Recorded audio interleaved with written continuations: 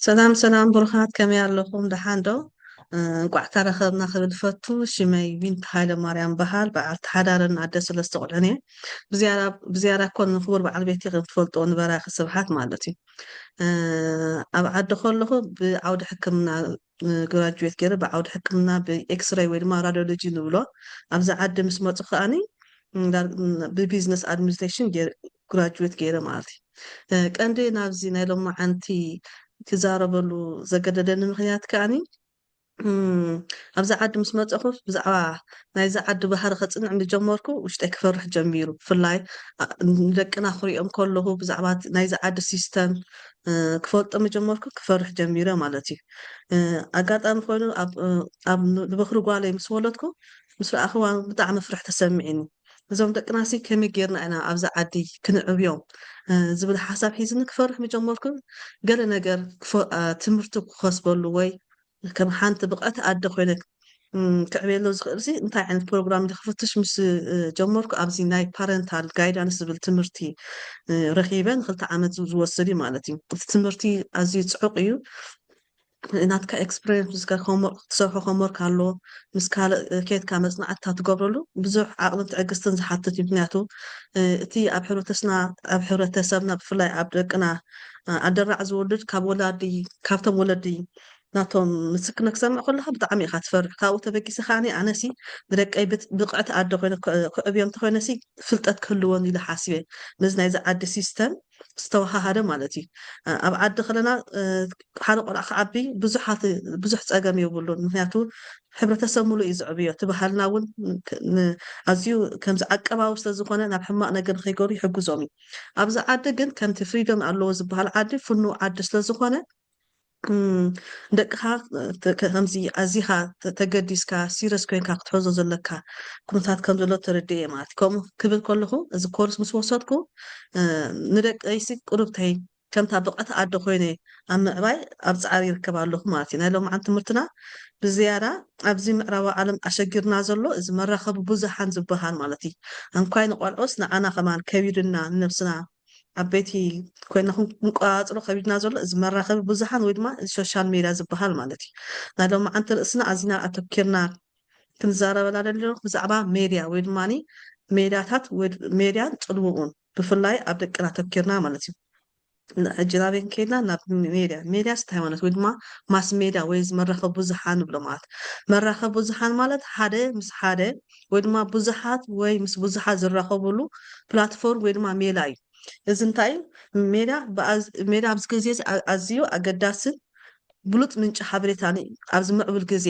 እንድሕር በቲ ቁኑዕ መገዲ ተጠቂምናሉ ማለት እዩ ሜድያ ኮነ ንደቅና ብሕማቅ ወይ ድማ ብሕማቅ ብፅቡቅ ክፅልዎም ይኽእል እዩ ሎሚ ሕጂ ብፅቡቅ ክፀልዎም ሎሚ መራኸቢ ብዙሓን ወይ ሶሻል ሜድያ ኣብ ኢድ ሕማቃት ሰባት ወዲቑ ይርከብ እዚ ማለት ዘይሓላፍነታውያን ሰባት ካብ ስነ ምግባር ወፃኢ ዘድልን ዘየድልን ስለዝዝርግሕሉ እዩ ንረብሖኦም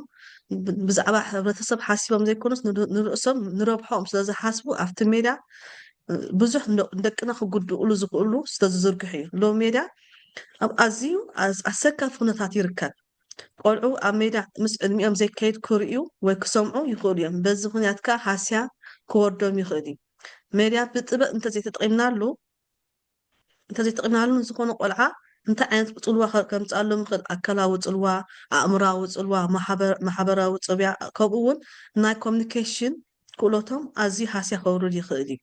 ስለዚ ሜድያ በቲ ፅቡቅ ሸነኹ እንተርኢናዮ ንዓና ንዕብየትና ንማሕበረሰብና ከበልፅገና ይኽእል እዩ እንተኾነ ግና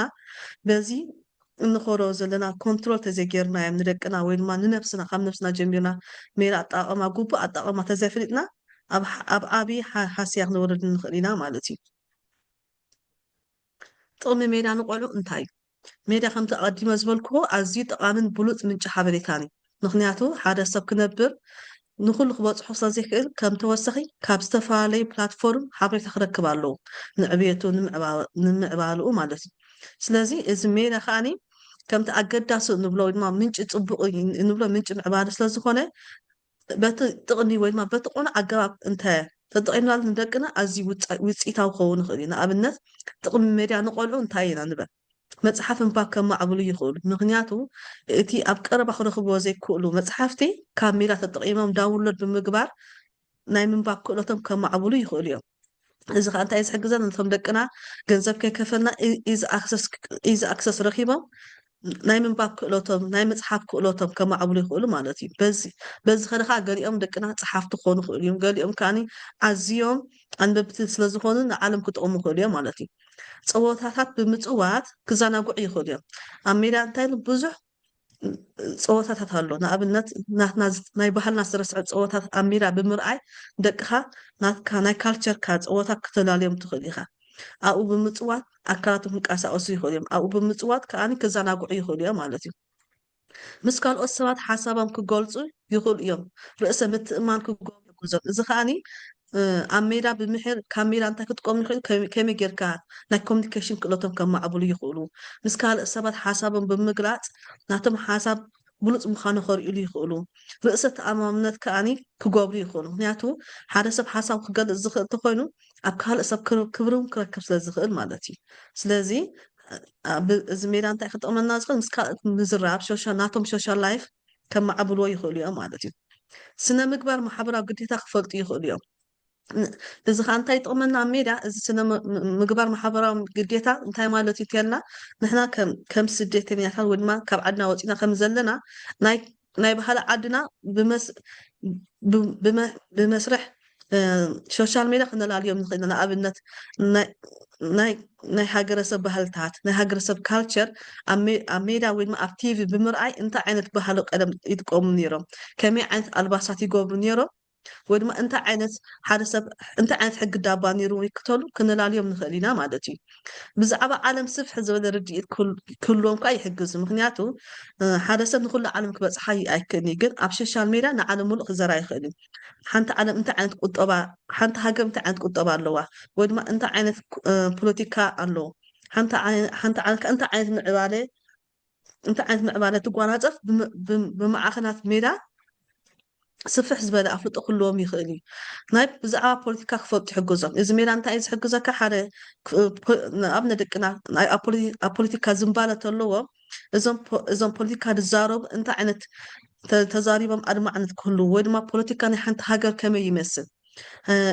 እንታይ ዓይነት ፖለቲካ እዮም ክዕወቱ ዝኽእሉ እዚ ክግለፀሎም ይኽእል እዩ ማለት እዩ ናይ እብነታውያን ሰባት ብምዕዛብ ኣብነታውያን ክኾኑ ይኽእሉ እዩ እዚ ከዓ እቲ ዝፈትዎ ደስ ዝብለኒ ኣነ ዝጥቀመሉ ማለት እዩ ዝበዝሒ ኣብዚ ሎሚ እንታይ ዝዝርግሓል ፖድካስት ዝበሃል ኣሎ እዚ ፖድካስት ከዓ እንታይ ይጠቕሙ ሓሳባትካ ምግላፅ ንኣብነት ዕውታት ሰባት ኣምፅኦም ይዘራርብዎም ደቅና ነቶም ዕውታት ሰባት ሰሚዖም ከምኦም ዕውታት ክኾኑ ይህቁኑ ማለት እዩ ወይ ድማ ይሓስቡ እቶም እቲ ዕውታት ሰባት ዝክተልዎ ዝነበሩ ኣካይዳ ካሊ ካብኡ ሰሚዖም ናቶም ከምኡ ክኾኑ ይሕቁኑ ኣብ ፖለቲካ ዕውታት ዝኾኑ እንታይ ዓይነት ሓሳብ ኣለዎም ሓሳቦም ብግልፂ ካብኦም ክቀድሑ ይኽእሉ ማለት እዩ ብሓፈሻ እዚ እዞም ኣብ ነተዋዮም ዝገብርዎ ወይ ድማ እዞም ሞቲቬሽን ስፒከር ዝገብሩ እንዳሰምዑ ነብሶም ሞቲቬት ዘለዎ ተስፋ ዘለዎ ቆልዑ ክኾኑ ይሕግዞም ማለት እዩ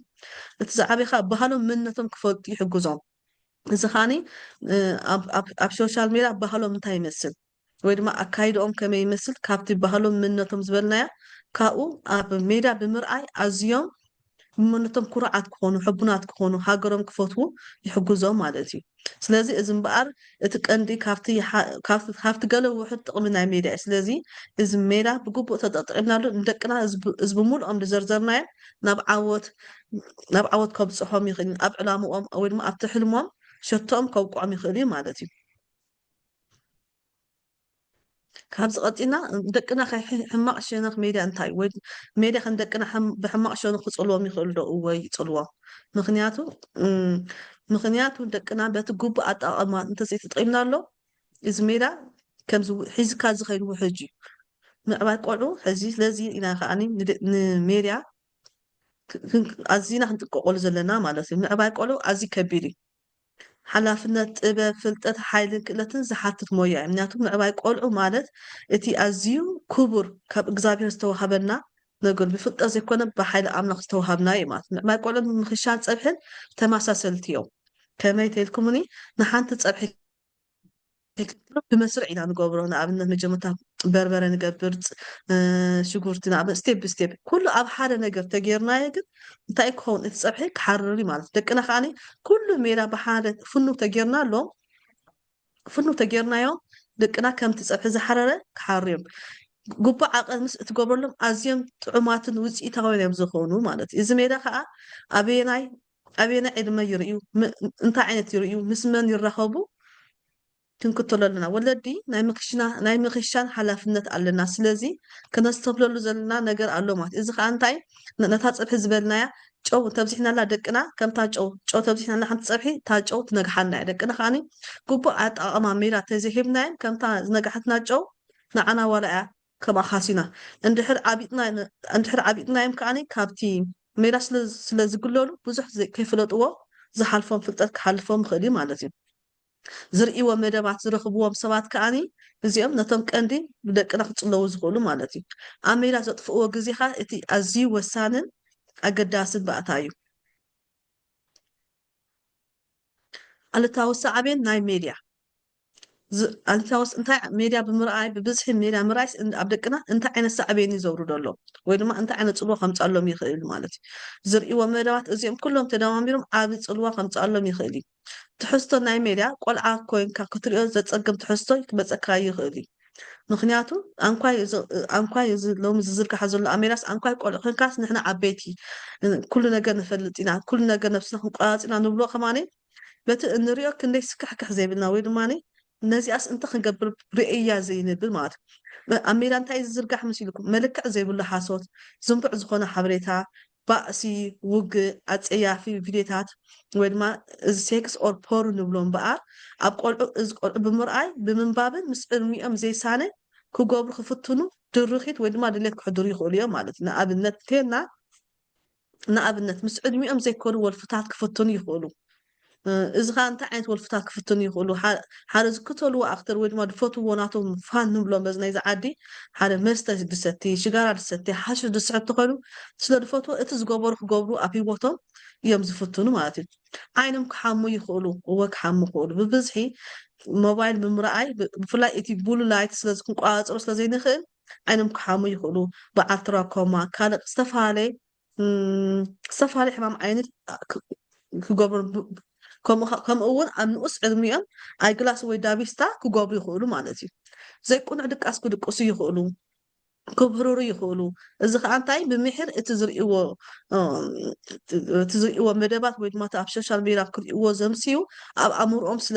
ስለዝትርጉምዎ ወይ ድማ ብዛዕባኡ ስለዝሓስቡ ጥዑም ድቃስ ዘይክድቅሱ ይኽእሉ ሓደ ቆልዓኻን እኹል ድቃስ ተዘይደቂሱ ዕረፍቲ ተዘይረኺቡ ኣብ ትምህርቲ ኣድማዕ ክኸውን ኣይክእልኒ ምክንያቱ ሓደ ሰብ እኩል ክገብር ትኮይኑ ከድምዕ ኣሎ ብፍላይ ኣእምሮ ናይ ቆልዑ ከመይ ዝሰርሕ መሲልኩም ኣብ ግዜ ድቃስ እዩ ዝዓቢ ኣእምሮ 90% ናይ ቆልዑ ኣእምሮም ኣብ ግዜ ዕረፍቲ እዩ ዝዓቢ ወይ ድማ ማቹ እንዳኾነ ይኸይድ ማለት እዩ እቲ ናይ ብድሒ ኣእምሮኦም እቲ ናይ ምዝካር ኣእምሮኦም ንብሎ ኣብ ዝያዳ ኣብ ግዜ ድቃስ ምስ ዕረፉ እዩ ዝሰርሕ ወይ ድማ ጉረቡ ዝኸውን ዝዓቢ ክረጉዱ ይኽእሉ ቆልዑ ኮፍ ኢሎም ሙሉ መዓልቲ ሞባይል ወይ ላፕቶፕ ሒዞም ኣብ ሓንቲ ኮፍ ስለዝብሉ እቲ ኦቦሲቲ ዝበሃል ሕማም ግዝፊ ማለት እዩ ብሓፈሹ ልዕሊ ንቡር ዝኾነ ግዝፊ ከጋጥሞም ይኽእል እዚ ከዓ እንታይ እዩ ዝገብሮም እዚ ንድሕር ኣጋጢሞ ደቅና እንታይ ክኾኑ ይኽእሉ ናይ ኣእምሮኦም ክስተ ክእል ኮንፊደንስ ዘይብሎም ክኾኑ ይኽእሉ ዝተኸደንዎ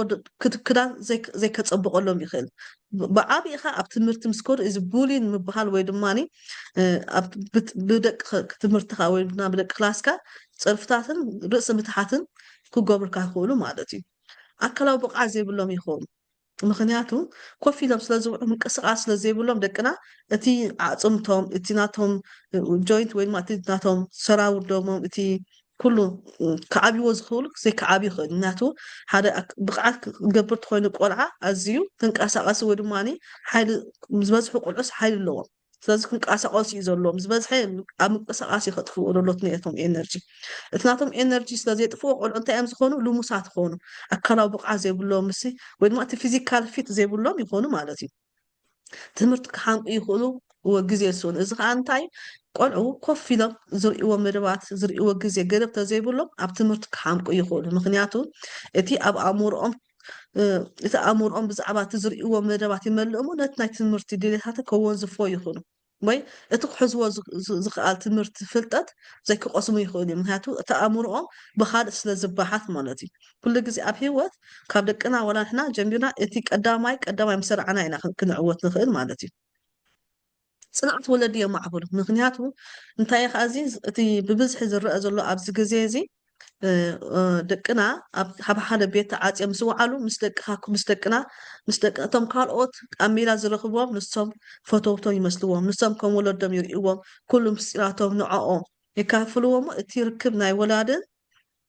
ናይ ወላድን ውልድን ክዝሕትል ይኽእል ኣብ ርእሲ ወለዶም ከዓኒ ፅልኣት ከማዕብሉ ይኽእሉ ምክንያቱ ወለዶም ኣብ ዝረኽብሉ ናፅነት ክኸልዎም ይኽእል እዮም ምክንያቱ እቲ ቲቪ ከፍቅርሎም ኣይክእልን እቲ ሞባይል ከፍቅርሎም ስለዘይክእሉ ምስቶም ካልኦት ግን ጥቡቅ ርክብ ክህልዎም ይኽእል ማለት እዩ ነቲ ሓቀኛ ዓለም ብካልእ ክርድእዋ ይኽእሉ እዚ ከ እንታይ ማለት እዩ ነቲ ሓቀኛ ዓለም ብካልእ ክርድእዋ ይኽእሉ ማለት እቲ ካብቲ ዝርእይዎ መደባት ንኣብነት ዝበዝሑ ቆልዑ ኣብዚ ግዜ እዚ እንታይ ይፈትው ተልኩምኒ እዚ ስፓይደርማን ማለት ስፓይደርማን ከ እንታይ ዝገብር እዚ ስፓይደርማን እንታይ ዝገብር ካብ ላዕሊ ካብ በላሳታት ይነጥር ሞኒ ተሃሪሙ ተሲርስ ከምዚ ዘይሞት ወይ ድማ ዘይስበር ይመስሎም ኣብ ኣእምሮኦም እንታይ እዮም ዝሰርፁ ኣነ ስፓይደርማን እንተኮይነ ከም ስፓይደርማን እንተኮይነሲ ኣይሞት ሓያለ ኩሉ ሰብ ዝፈትዎኒ እዩ ዝብል ኣእምሮኦም ኣነ ይዝከረኒ ኣብ ኤርትራ ከለኹ ማለት ኣብ ገዛውትና ይዘጋጠመ ሓቀኛ ፍፃሜ ስጋብ ሕጂ ረስሊ ዝበሃል ናይ ባእሲ ውድድር ሸው ኣሎ እዚ ከዓኒ ብበትሪ ተሃራረሙ ብመንበር ተሃራረሙ ሕጂ ክልተ ኣሕዋት ክፃወቱ ከለዉ ረስሊን ክፃወቱ እቲ ሓደ ሓዉ ነቲ ንእሽተይ ሓዉ ብመንበር ገይሩ ሃሪምዎ ዝዓረፈ ሰብ ይፈለጥ እየ ኣብ መንበስበስቱ ምስ ሃረሞ እቲ ቆልዓ ብኡኡ ኣይፀንሐን ማለት እዩ እዚ ከዓ እንታይ እዩ ካብቲ ዝርእይዎ መደባት ምክንያቱ ኣብዚ ክርእዩና ከለዉ እቶም ዝተሃራሮም ኣይሞቱን እዮም እቲ ቆልዓ እንተኾንካ ክምርመር ከሎ ምስ ከልእ እንተኾንካ ሃሪምካዮ ምስ በሎ ክሞት ኢለ ምክንያቱ በትሪ መንበር ገይሩ እዩ ርእሱ ክስታይ ሃሪሙ መንበስበስቱ ኣምላኽ ኣይፈቐዶን ብሂወት ኣይተረፈን እንታይ ኮይኑ ምስ ተፀንዐ ካብቲ መደብ ከም ዝሃረሞ ዝሞት ስለዘይመስሎ ንሓዊ ዝቐተለት ሰብ ፈለጥ እየ ስለዚ እዚ ንሪኦም መደባሲ ኣብ ካልእ ነቲ ዓለም ብሓቀኛ ዓለም ስለዘይረድእዋ ንሰብ ሃሪምካዮ ዘይሞት ይመስሎም ካልእ እውን እንታይ ከዓ ክገብሩ ክእሉ እዮም ደቅና ወላ ካብ ሜዳ ከዓ ተንኮል ክመሃሩ ክእሉ እዮም ከመይ መሲልኩም ምስ ተንኮል ንምሃሩ ንኣብነት ኣብ ዝበዝሐ ቪድዮታት ንሪኦ ቀደም ሳይ ንፈልጦ ኢና ሕጂ ግን እንታይ እዮም ዝገብሩ ሓደ ሰብ ንሓደ ሰብ ይቀትሉ ሞኒ ነቲ ሬሳ ናይ ሰብ ብኣሲድ ጌርካ ከም ዝሕቁቆሲ ወላ ኣነ ኣብዚ ሕጂ ግዜ ፈይጥ ካብ ሙቪ ብምርኣይ ከምኡ ጌርካ ናይ ሬሳ ሰብ ክሓቂ ከም ዝኽእል እዚ ከምዚ ከዓ ሓደ ገበን ገይሮም ከመይ ገይሮም ይሽፍንዎም ክመሃሩ ክእሉ እዮም ማለት እዩ ስለዚ ኣብቲ ደቅና ኣብ ዝርእይዎ ኣብ ዝገብሮ ምንቅስቃሳት ኣዝና ጥንቁቃት ክኸውን ይላቦ ማለት እዩ ነዚ ምውጋድ እምበኣር ኩሉ ጌም ቲቪ ላፕቶፕ ሞባይል ኣይፓድ ኣብ ዝርአ ቦታ ኣብ ቅድሜና ወይ ድማ ክኸውን ይግባእ እዚ ኩሉ መሳርሒ ናይ ሶሻል ሜድያ ኣብ ናቶም ሩም ወይ ኣብ ኣውፅኡ ገዛ ክኾኑ ብፍፁም ክነፍቅድ የብልናን ክርእይዎ ዝኽእሉ መደባት ብግልፂ ምዝራብ ምስ ደቅና ኮፍ ኢልና እንታይ ዓይነት መደብ ክርእዩ ኣለዎም ብግልፂ ክንዘራረብ ኣለና እዚ መደብ እዚ ተሪኢኻስ እዚ ይጠቕሙ እዚ መደብ እዚ ተሪኢኻ ከዓኒ እዚ ክሳራ ክትረክብ ኢልና ኣቐዲምና ኮፍ ኢልና ንደቅና ናይ ምዝራብ ክእለት ክነማዕብል ኣለና ማለት እዩ እንተንኽእል ኮይና ከዓኒ እዚኣ ከዓ ወለዲ ነቶም ደቆም ዝርእይዎ መደባት ኣቐዲምካ ባዕልኻ ምርኣይ ምክንያቱ ሓንቲ ትመፅእ እሞ ቀሊል እኳ እንተዘይኮነ ምክንያቱ ብዙሕ ነገር ስለዝዝርጋሕ ግን እቶም ደቅካ ዝፈትውዎ መደብ በይንኻ ወለዲ ኣቦን ኣደን ኮፍ ኢልካ እቲ መደብ ብዛዕባ እንታይ ይዝረብ ኣሎ ኣጥዒኻ ምፍላጥ ማለት ኣጥዒኻ ተፈሊጥካ ኣጥዒኻ ምፍላጥ ማለት እዚ ከዓ ከመይ ወላ እስኻ ክሪኡ ተገዲፍካ እዮም ደቅኻ እንታይ ዓይነት ይርእዩ ከም ዘለዉ ስለትፈልጥ ልብኻ ይዝቐስነልካ ስክሪን ታይም ወይ ድማ ገደብ ናይ ሜድያ ምግባር ማለት እዩ ንደቅና ስክሪን ታይም ወይ ድማ እቲ ገደብ ክንገብረሎም ኣለና ኣብ መዓልቲ ክንደይ ሰዓት እዮም ምስ ኩነታት ኣእምሮኦም ምስ ዕድሚኦም ዝኸይድ ገደብ ኣሎ ንኣብነት ኣብ መዓልቲ ደቅና 2 ሰዓት ነፍቅረሎም ኮይና ብገደብ ን2 ሰዓት ጥራሕ ክርእዩ ምግባር ማለት እዩ ልዕሊኡ ዘይ ምግባር ኣብቲ ከም ወለድኻ ኣብቲ ዘውፃናይ ሕጊ ኣዚና ጥቡቃት ክንከውን ኣለና ደቅና ስለዝበኸዩ ንቕይረቱ ኮይና ጋሻ ስለዝመፀ ንቕይረቱ ኮይና ነቶም ደቅና ኣብቲ ንሕና እንኣምነሉ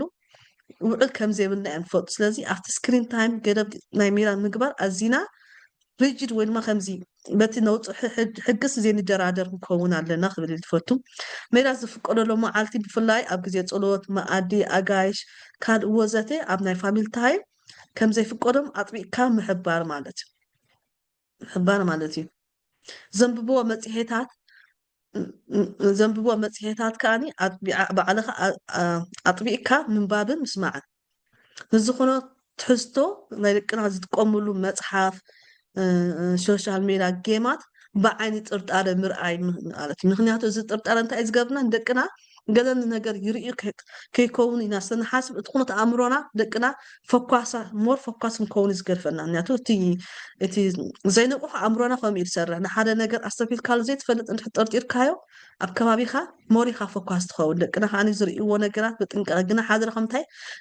ብሕማቅ ክርኢ ኢልኩም ንደቅኹም ከም ተጠርጥርዎም ግን ክፈልጡኹም ወይ ክነግርዎም የብልኩምን ምክንያቱ ንሓደ ሰብ ኩሉ ግዜ ተኣሚንካ እሙን እዩ ዝኸውን ደቅና ሓላፍነት ክስተወደይ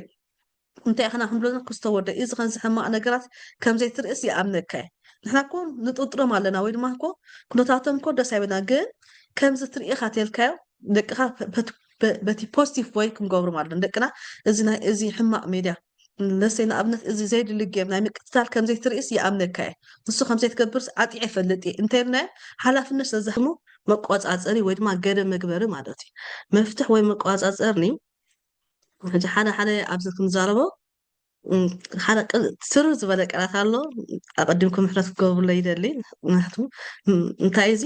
ናቲ ሓደ ግዜ ኣብቲ ዲስካስ እንገብረሉ ክትመሃር ከለካ ብጣዕሚ እዮም ሶም ክሳይ ዝገብሩካ እቲ ዝምክሩካስ ዋላ ንነብስካ ኢኻ ጊልቲ ዝስማዓካ ዝገብሩካ ማለት እዩ ሕጂ እዚ ፓራንታል ኮንትሮል እንታይ እዩ ዝብል መፍትሕ ወይ መቆፃፀሪ ናይ ማስ ሜድያ ማለት እዩ ብፍላይ ናይ ደቅና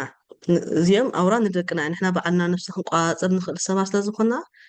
እዚ ንደቅና ንገብሮ መቆፃፀሪ እንታይ ይበሃል ፓረንታል ኮንትሮል ወይ ድማ ፓረንታል ጋይዳንስ ይበሃል ማለት እዩ መፍትሕ ወይ መቆፃፀሪ ከይገበርና ንደቅና ሓደራ ቴሌፎን ኣይንሃብ እዚ እቲ ቀንዲ ስሎጋን ወይ ጭርሖ ናይ ፓረንታል ጋይድ እዚ እዚ እንታይ ይጠቕመና ፓረንታል ኮንትሮል ከይገበርና እንድሕ ንደቅና ንህቦም ኣለና ኮይና ፈቲና ፀሊእና ንደቅና ብሓው ክፃወት ኢና ንገርፎ እዚ እንታይ እዩ ቀንዱ እቲ ፓረንታል ኮንትሮል ማዕረ ክንደይ ጠቃሚ ምዃኑ ክገልፁ ኢሎም ዝገበርዎ እዩ ምክንያቱ እዚ ደቅና ኣብ ኢንተር ሕጂ እንታይ ኢኻ ትብል ንሕና ሓደ ግዜ ንደቅና ሲ በዓልና ናበይ ይኸዱ ንቆፃፀሮም ኢና ዝበዝሐ ግዜ ኣብ ገዛ ንሕዞም ኢና ዝብል ኣዘራርባ ኣሎ ወላ ከባቢ ጀሚርካስ ደቂ ኣክሽን ንኣሽትዮም ግን ከምኡ ዝብል ብብዝሒ እየ ዝሰምዕ እዚ ከዓ እንታይ እዩ ደቅና ኣብ ኢንተርኔት ድላዮም ክገብሩ እንድሕር ነፍቅደሎም ኮይና ድላዮም ክርእዩ ድላዮም ክሰምዑ ድላዮም ክዛረቡ ምስ ዝተፈላለየ ሰባት ዲስካስ ወይ ድማ ሓሳቦም ክገልፁ እንድሕር ነፍቅደሎም ኮይና እዚ ከይፈት ካብ ደቅና ካብቲ ገዛ ወፂኦም ኣብ ካልእ ዓለም እቲ ናቶም ፊዚካሊ ኣምሳነ ኣለዎ እምበር እቲ ኩነት ኣእምሮኦም ካብቲ ገዛ ወፂኡ ኣብ ካልእ ዓለም እዩ ዘሎ ማለት እዩ ሕጂ ካብ ሎሚ ጀሚርና እንታይ ኢና ክንገብር ዘለና ካብዛ ሎሚ ብዛዕባ ፓረንታል ኮንትሮል ኣይዳ ምስ ረኸብናስ እንታይ ኢና ክንገብር ዘለና ካብ ሎሚ ጀሚርና ኩሉ ሞባይላትና ማለት እዩ ላፕቶፕ ታብሌት ኩሉ እዚ ማስ ሜድያ ንጥቀመሉ በቲ ዝግባእ ፓስወርድ ተገይርለን ተዓፅዮ ወይ ድማ እቲ ሪስትሪክሽን ተገይርለን ጥራሕ ክጥቀምሎም ኣለዎን እዚ እንታይ ምባል እዚ ምስ ፈለጥናሲ እዚ ኩሉ ሓደጋታት ከምፅእ ዝኽእል እንተኮይኑ ሓደ ሜድያ መዕፀዊ መፍትሒ ኣሎ ማለት እዩ ነቲ መፍትሒ ግን ከይወዓልና ከይሓደርና ኣብቲ ንጥቀመሉ ናይ ማስ ሜድያ እንተገይርናዮ ንደቅና ኣትሊስት ብውሕዱ ካብቲ ክመፆም ዝኽእል ፅልዋን ሓደጋታትን ክንከላኸለሎም ንኽእል ኢና ኣብ ገዛኻ ግቡእ ኣጠቃቅማ ሕጊ ምስ ደቅና ተላዚምና ሓደ ወግዓዊ ዝኾነ ወይ ድማ ሓደ ወግዓዊ ዝኾነ ሕጊ ኣቂምና እዚ መዓስ ይጥቀሙ ኣበይ ይጥቀሙ ክነግሮም ይግባእ ማለት እዩ ሕጂ እዚ ፓረንታል ኮንትሮል ንኩሉ እዩ ዝጠቅም ሓደ ነቶም ተጠቀምቲ ሳምሶንግ ወይ ድማ ኣንድሮይድ ንብሎም ይጠቅመና ክንጥቀመሉ ንኽእል ኢና ካልኣይ ንኣይፎን ወይ ኣይፓድ ንቀም ካልኣይ ድማ ነቲ ሳልሳይ ከዓ ነቲ ዊንዶ ወይ ድማ ነቲ ፓረንት ንብሎ ነቲ ዊንዶ ወይ ድማ ኦልድ ቨርጂን ዊንዶውስ እዞም ኩሎም ኮምፒውተራት ንዐ ሎክ ክንገብሮ ንኽእል ኢና ማለት እዩ ኣብ ፓረንታል ኮንትሮል ፎር ሳምሰንግ እንተሪኢና ኩላትኩም ተስፋ ገብር ቴሌፎንኩም ሒዝኩም ክትህሉ ብፍላይ እዚኦም ተጠቀምቲ ሳምሰንግ ኦር አንድሮይድ ብሓደ ኮይና ክንገብሮ ኢና እቲ ዝግበር ስቴፕ ባይ ስቴፕ እዚ እቲ ናይ ከመይ ጌርና ደቅና ተጠቀምቲ ሳምሰንግ ከመይ ጌርና ፓረንታል ኮንትሮል ንገብረሉ ማለት እዩ መጀመርታ ኩላትኩም ቪድዮ ወይ ማኣው ከለኹም ምስ በቲ በዚ ኣብ ዘሎ ሕጊ ኣብ ሳምሰንግ ቴሌፎንና ኣቲና ሓደ ብሓደ ባይ ስቴፕ ክንገብሮ ኢና ማለት እዩ መጀመርታ እቲ ፓረንታል ኮንትሮል ኣብ ሳምሰንግ ዘሎ ኣብ ፕሌይ ስቶር ምስ ኣተና ኣለኹ ዶ ባትየ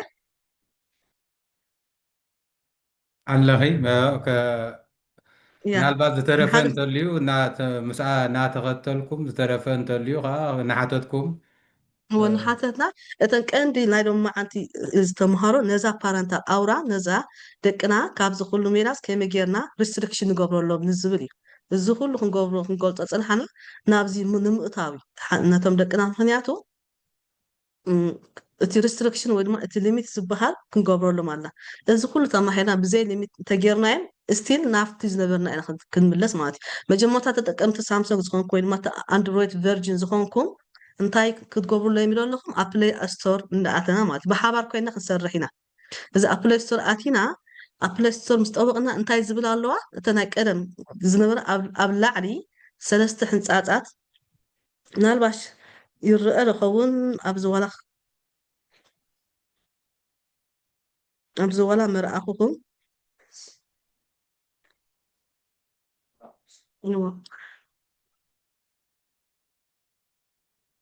እንታይ ምገበርኩ ኣብ ፕሌይ ስቶር ኩላትና እንተነኣቱ ደስ እንበለኒ እሞኒ መጀመርታ ነዚ ኣብ ዘለዎ ሕጊ ዝከኣለኩም እንተኮይኑ ዋላ ኣብ ገዛኹም ሃዲእኹም ክትገብርዎን ስለትኽእሉ ስክሪንሽት ጌርኩም ውሰድወን ምክንያቱ ሕጂ ዋላ ተዘይተረዳእኩም እቲ ፅሒፍ የለሉ ቀሊል ስለዝኮነ ኣብኡ ሓደ ብሓደ ስቴፕ ባይ ስቴፕ ኣቲና ክንገብሮ ኢና ማለት እዩ ኣብ ፕሌይ ስቶር ኣቲና ኣብተን ላዕሊ ይርአ ዝኸውን ኣይገሶ ኣይርአኒ ግን ኦኬ እንኳን ኣብ ፕሌይ ስቶር ኣቲና እንታይ ክንገብር ኢና ኣብተን ኣብ ላዕሊ ብየማናይ ወገን ሰለስተ ላይን ኣለዋ ኣብዚ ናይ ሕጂ ግን እንታይ ኣለዋ ኣብ ናይ ጂሜል ኣካውንት ኣለዋ ማለት እዩ ኣብዚ ናይ ጂሜል ኣካውንት ኣለዋ ፎሎ ኣብ ንገብር ንህሉ ዶ ኩላትና ስቴፕ ባይ ስቴፕ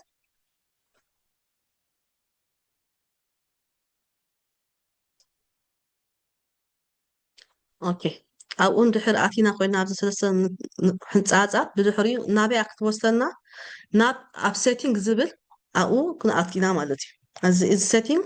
ኣብ ሴቲንግ ዝብል ክንኣቱ ኣለና ድሓን ግዜና ወሲድና ክንኣትዎ ኢና ያ የስብላ ኣለዋ ኣብ ታሕቲ ድሓን መፅእ ዝፅሓፍሉ ከይቆልጥፎም ኢለ እንዴ ኣብ ሴቲንግ ዝብል ምስ ኣተና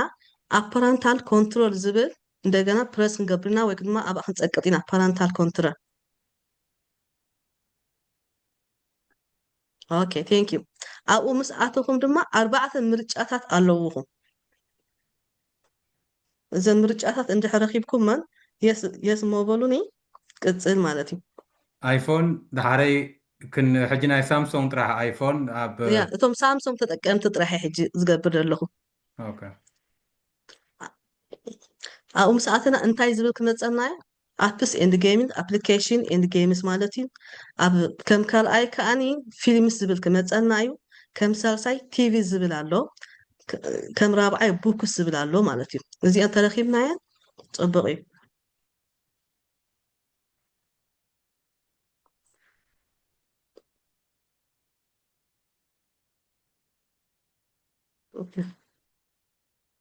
ኦኬ ሆፍሊ ረኪብናያ ክንከውን ክቅፅል እየ ኣብ መበል እዚ ፓረንታል አንፎርቹኔትሊ ዕድል ወይ ድማ ባይ ዲፎልት ትብሎ ኩሉን እዞም ፓረንታል ኮንትሮል ኦፍ ዝብል እዩ ዝመፅእ አንለስ ቅድሚ ሕጂ ተጠቂምናሉ ተዘይኔርና ማለት እዩ ኦፍ ክመፅእ እዩ ነቲ ኦፍ ዝብል ኦን ኢና ክንገብሮ ማለት እዩ ኦን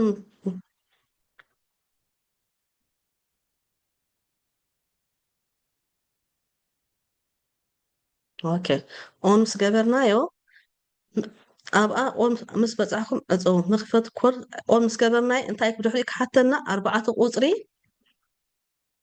ክትወልድና ወይ ድማ ኢንተር 4 ዲጂት ፓስኮድ ዝብል ክመፀና እዩ ማለት እዩ ሓደራኹም እዘን 4 ቁፅሪ ኩሉ ግዜ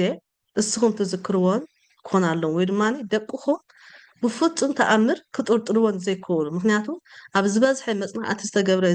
እዚ ኮድ ዝበዝሐ ምስቲ ናትና ሂወት ዝተኣሳሰር እዩ ወይ በርስ ናትና ወይ ናትና ናይ መረጅ ናትና ደየት ወይ ናትና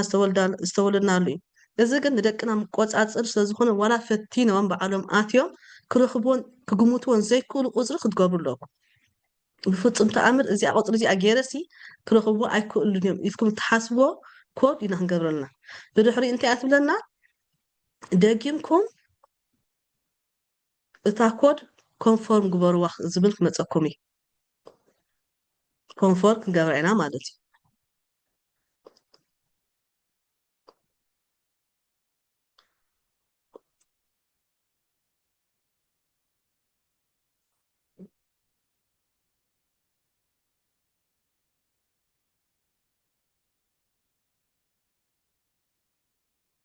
ስጋር ዘለኹ ይቕጥፈኩም ውደ ደንጌኩም ተለኹም ንገረን እያ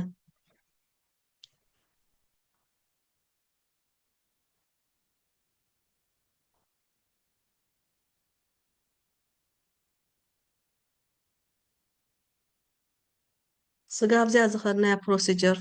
ተረዲኣትና ዶ ትኸውን ተዘይ ተረዲኣትና ክንደግማ ንኽእል ኢና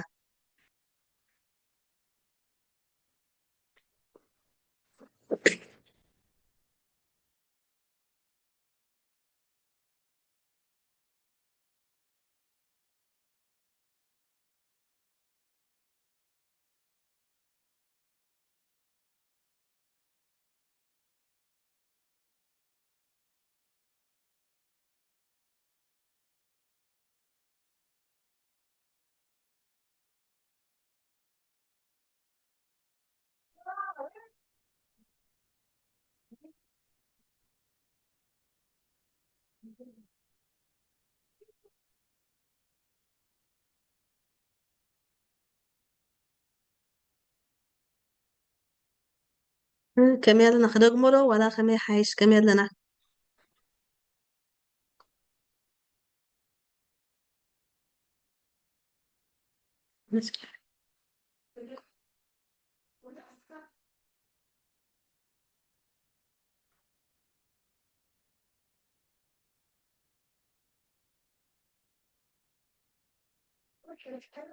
ኦኬ ሕጂ እንታይ ክገብር እየ ከም ሓድሽ ካብቲ ፍሮም ደ ፈርስት ዋን ክንደግማ ኢና ምክንያቱ እተን ቀንዲ ኣነ ክትፈልጥዎን ደልየኩም ዘለኹ እዛ ፓረንታል ኮንትሮል እቲ ካልእ ዋላ ኮመን ሰንስ ክህልወና ይኽእል እዩ እዛ ናይ ፓረንታል ኮንትሮል ግን ፍልጠት ስለተድልየና ከም ሓድሽ ክንጅምራ ኢና እንታይ ኢለ መጀመርታ ኣብቲ ፓረንታል ኮንትሮል ፎር ሳምሰንግ ና መጀመርታ ኣብ ፕሌይ ስቶር ክንኣቱ ኢና ማለት እዩ ብየማናይ ፀገም ኣብቲ ኩርና ሰለስተ ሕንፃፃት ኣለዋ ኣብዚ ናይ ሎሚ ናይ ዘን ሎሚ ኒው ቨርጂን ግን ጂሜል ወይ ድማ ናትካ ናይ ጂሜል ኣካውንት ብላዕሊ ኣላ ኣብኣ ፕረስ ምስ ገበርናያ ኣብ ሴቲንግ ትእትወና እያ ማለት እዩ ኣብ ሴቲንግ ምስ ኣተና ኣብ ሴቲንግ ከዓ ፕረስ ምስ ኣተና ናብ ናበይ ክትወሰና ኣብቲ ምርጫ ፓረንታል ኮንትሮል ዝብል ኣለና ኣብቲ ፓረንታል ኮንትሮል ምስ ኣተና 4 ምርጫታት ኣለዋ እዚአን እንታይ እየን ዘጠቓላ ናምበር ኤ ኢልያ ዘለኹ ኣፕሊኬሽን ኤንድ ጌምስ ማለት እዩ እዚ እቲ ኣብ ዳውንሎድ ንገብረሉ እቲ ከዓ እዚ ከዓ እቲ ጌም ደቅና ዳውንሎድ ገይሮም ዝፃወትሉ ማለት እዩ ብድሕሪኡ እዚ ከዓ ሙቪ ዝርእሉ ማለት እዩ እዚ ከዓኒ ቲቪ ማለት እዩ እዚ ከዓኒ ቡክስ እዚ ከዓ መፅሓፍቲ ማለት እዩ ፓረንታል ኮንትሮል እዚ ባይ ዲፎልት እተ ሞባይላት ክመፀ ከሎ አንፎርቹኒቲ ዕድል ኣይገበርና ተዓፂ ክመፅእ ግብኦ ወይ ድማ ተኸፊቱ ግን ባይ ዲፎልት ዝኾነት ቴሌፎን ክትመፅእ ከላ ቅድሚ ሕጂ ፓረንታል ኮንትሮል ጠቢቕናት ወይ ድማ ብጌጋ ተዘይከፊትናያ ክትመፅእ ከላ ባይ ዲፎልት ኦፍ ዝብል እያ ትመፅእ ነዚ ኦፍ ዝብል እንታይ ክንገብሮ ኢና ኦን ክንገብሮ ኢና ማለት እዩ ኦን ምስ ገበርናዮ ናበይ ክንከይድና እንታይ ክሓተና ድሕሪ ኦን መኽፈቲ ኮድ ክሓተና እዩ ማለት እዩ እዚ ኮድ ከዓ 4 ቁፅሪ ክእትዋና እዩ ኣነ እውን ደጊመ ሕጂ ኣርጊፅ ክዛረበላ ደልዮ ኣለኹ እዘን 4 ዲጂት ፓስኮድ ሞይ ዘን 4 ኮድ ብፍፁም በጀካ ኣቦን ኣደን ካልእ ዝኾነ ሰብ ክፈልጠን የብሉ ምክንያቱ ደቅና ሓደ ነገር ምስ ዓፀብሐዮ ክኸፍቱ ኢሎም ሙሉ መዓልቲ እዮም ዝውዕሉ እዚ እንታይ ኢና ክንገብሩና ካብቲ መዓልታዊ ሂወትና ንጥቀመሉ ኮድ ወይ ክፈልጡ እውን ኣይክእሉን እዮም እንብሎ ክንገብር ኣለና ክንእትወን ኣለና ብድሕሪኡ ኮንፈርም ወይ ድማ ደጊምና ክንእቲና ማለት ናታ ኮድ ምስ እተና ያ እዛ ኮድ ንስኹም ጥራሕ ትፈልጦ ምስ ኮና እንታይ ክንገብር ኢና ክቕፅል ዶ ወላ ንእሽተይ ክፅበየኩም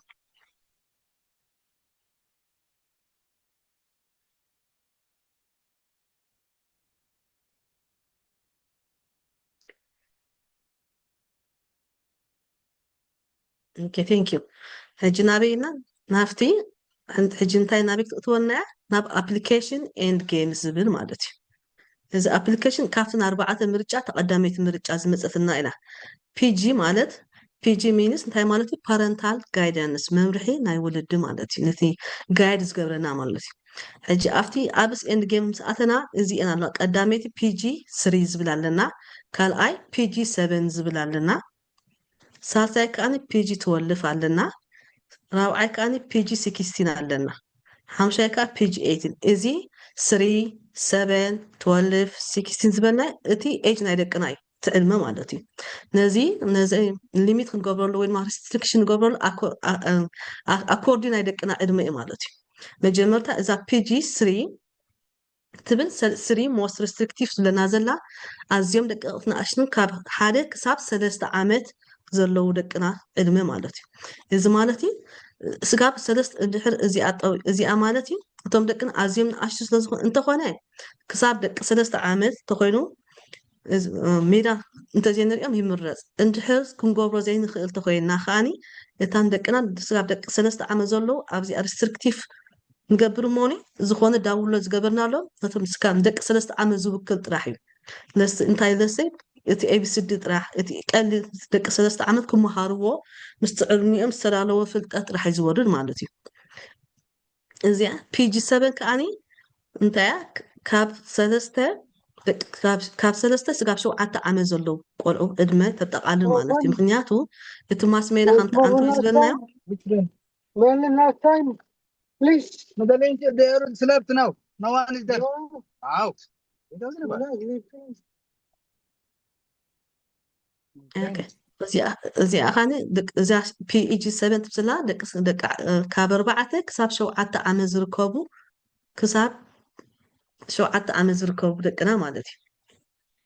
እዚ እንታይ ዝጠቕሞም ናቱ ኣብዚ ሞስት ሪስትሪክቲቭ ነያ ኩሉ ይኽልከሎ ማለት እዩ ዝበዝሕ ዝተኸልከለ ስጋብ ደቂ 3 ዓመት ስጋብ ኣይሚን ስጋብ ካብ 3 ክሳብ 6 ቅሬታ ግበርለይ ክሳብ 3 ክሳብ 6 ዓመት ዘለዉ ዝርእይዎ ጥራሕ ንቆይዱ ዝተዳለወ ፕሮግራም ይወርደሎ ማለት እዩ እዚ እንድሕር ተጠቒምና ወላ እቲ ጌምስ ወላ እቲ ኣብ ዝበልናዮ ንዕድሚኦም ዝውክል ጥራሕ እዮም ዝርእዩ ማለት እዩ እዚ ማለት ከዓኒ ካብቲ ዘየድሊ ኣነሰሳሪ ንብሎ ፕሮግራማት ንዖም ዘይጠቅም ይቁጠብሎ ማለት እዩ ብድሕሪኡ እንታይ ኣላትና ናምበር 2 ፒጂ 7 እዚ ከዓኒ ካብ 7 ክሳብ 12 ዘሎ ዕድሚኦም ዝርእይዎ ማለት እዩ ምናልባሽ ደቅና ምስ ዕድመ እንዳወስኹ ፍልጠት ክውስኹ ኣለዎም ንብል ተኮይንና ኣብዚአና ፕረስ ንገብር ማለት እዩ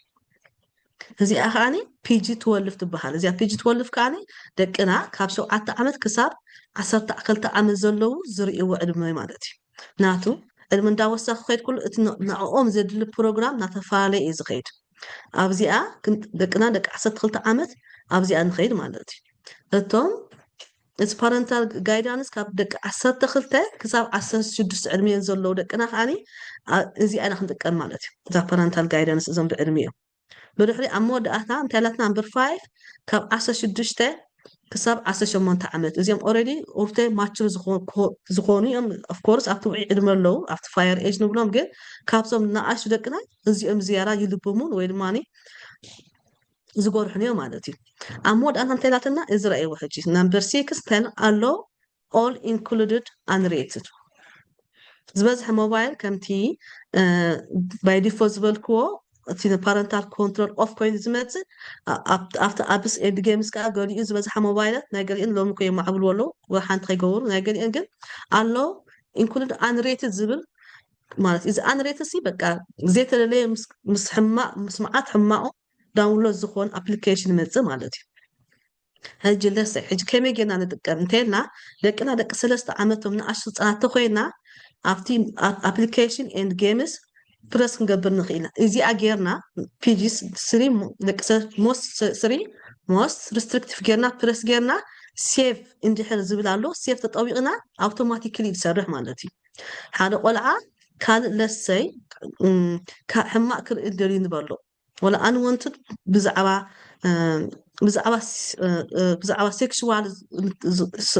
ሴክሽዋል ኢንተርኮርስ ምስ ሴክስ ዝተሓዘ ነገር ክርኢ እንተደልዩ እዚ ሞስትሪክ ስለዝኮነ ከፍቅለሉ ይክእልኒ ፓረንታል ኮንትሮል ጋይዳንስ ሪስትሪክቲቭ ዝብል እዩ ዝመፆ ኣንለስ እታ ኮድ ተዘይፈሊጥዋ ባዕሉ ዝኮነ ነገር ክትፅዕነላ ኣይክእልኒ ወላ ጌም ደልዩ ንበሎ ኣብቲ ጌም ከዓኒ ምስ ዕድሚኡ ዘይከይድ ደቂ 3 ዓመት ኮይኑ እንታይ ሕጂ ኣይሪኦምኒ ናይ በኣሲ ኣይመፆምኒ ናይ ምቅትታል ኣይመፆምኒ ናይ ሆረር ሙቪ ናይ ሆረር ጌም ኣይመፆምኒ ንባዕሉ እዚ ናይ ዞምቢ ዝበሃል ዝሞቱ ዝንቀሳቀስሉ ዝበሃል ሙቪ ጌም ዝበሃል ዳውንሎድ ኣይኮነሎምኒ ማለት እዩ ኣብዚኣ ከዓኒ ደቂ 7 ዓመት ኮይኑ ከዓኒ በብዕድሚኦም ኣብዚኣ ፕረስ ናምበር 7 ዘላ ናምበር 2 ፕረስ ጌርና ኣብ መንደኣቱ ሴቭ ዝብል ተወፅና ኣውቶማቲካሊ ደቂ 7 ዓመት ክርእይዎ ዝኽእሉ ጥራሕ እዩ ዝርእይዎ ወይ ድማ ዝወርደሎ ማለት እዩ እዚአን ኩለን ከም በብዕድሚኦም ዝርእይዎ ለሰይ ደቂ 10 ክልተ ከዓኒ ሕጂ ደቅና ደቂ 3 ደቂ 7 ነይሮም ኣብ 12 ዕድሚኦም ድሕር በፂሖም ጎቢዞም which means ካብቲ ዝነበሩስ ጎቢዞም ኣለዉ ማለት እዩ እንታይ ኢና ክንገብር ካብታ 7 ወፂና ናብዚኣ ናብዛን 12 ኤጅ ትብ ዘላ ሪስትሪክትድ ትብ ዘላ ኣብኣ ፕረስ ክንገብር ኢና ሴቭ ኢልና ተወፂና ኣውቶማቲክ ክሰርሕ ማለት እዩ ኣብ መወዳእታ እንድሕር ደቅና እኩላት እዮም ኢልና ሓሲብና ነብሶም በዓሎም ኮንትሮል ክገብሩ እዮም ኢልና ተሓሲብና እዚኣ ኢና ክንገብራ ማለት ኣሎ ኦል ኢንክሉድድ አንሬትድ ኣብዚ እንታይ ዝመፅእ ዝደለካዮ ዝሓተትካዮ እዩ ዝመፅእ ብዛዕባ ምክዞ ተለሊካ ብዛዕባ ምክዞ ክመፀካ እዩ እቲ ኣፕሊኬሽን ብዛዕባ ዘየድሊ ኣፀያፍ ነገር ተለሊካ ብዛዕባ ኣፀያፍ ነገር ክመፀካ እዩ ማለት እዩ እስኻ እትደልዮ ነገር ኣብዚኣ እንድሕር ጠቢቕካ ኩሉ ዘለካ ይፍቀደካ ማለት እዩ ቅድሚ ናብ ፊልምስ ገለ ምኻድና ካብ ቅድሚ እዚኣ ምውፃእና ዘይተረድኦ እንተሎ ክደግመሉ ክእለ ወይ ድማኒ ድገሚያ ተልኩም ንከዓኒ ስቴፕ ባይ ስቴፕ ሓንቲ ክደግማ እያ ማለት እዩ ምክንያቱ በብናቱ ስለንኸይድ እዚኣ ከይተረዳእትኩም ክትሓልፍዎ ኣይደልን እዚኣ እቲ ቀንዲ ምንጭ ናይ ሎማዓንቲ ቶፒክና እዚኣ ፓረንታል ጋይዳንስ እዩ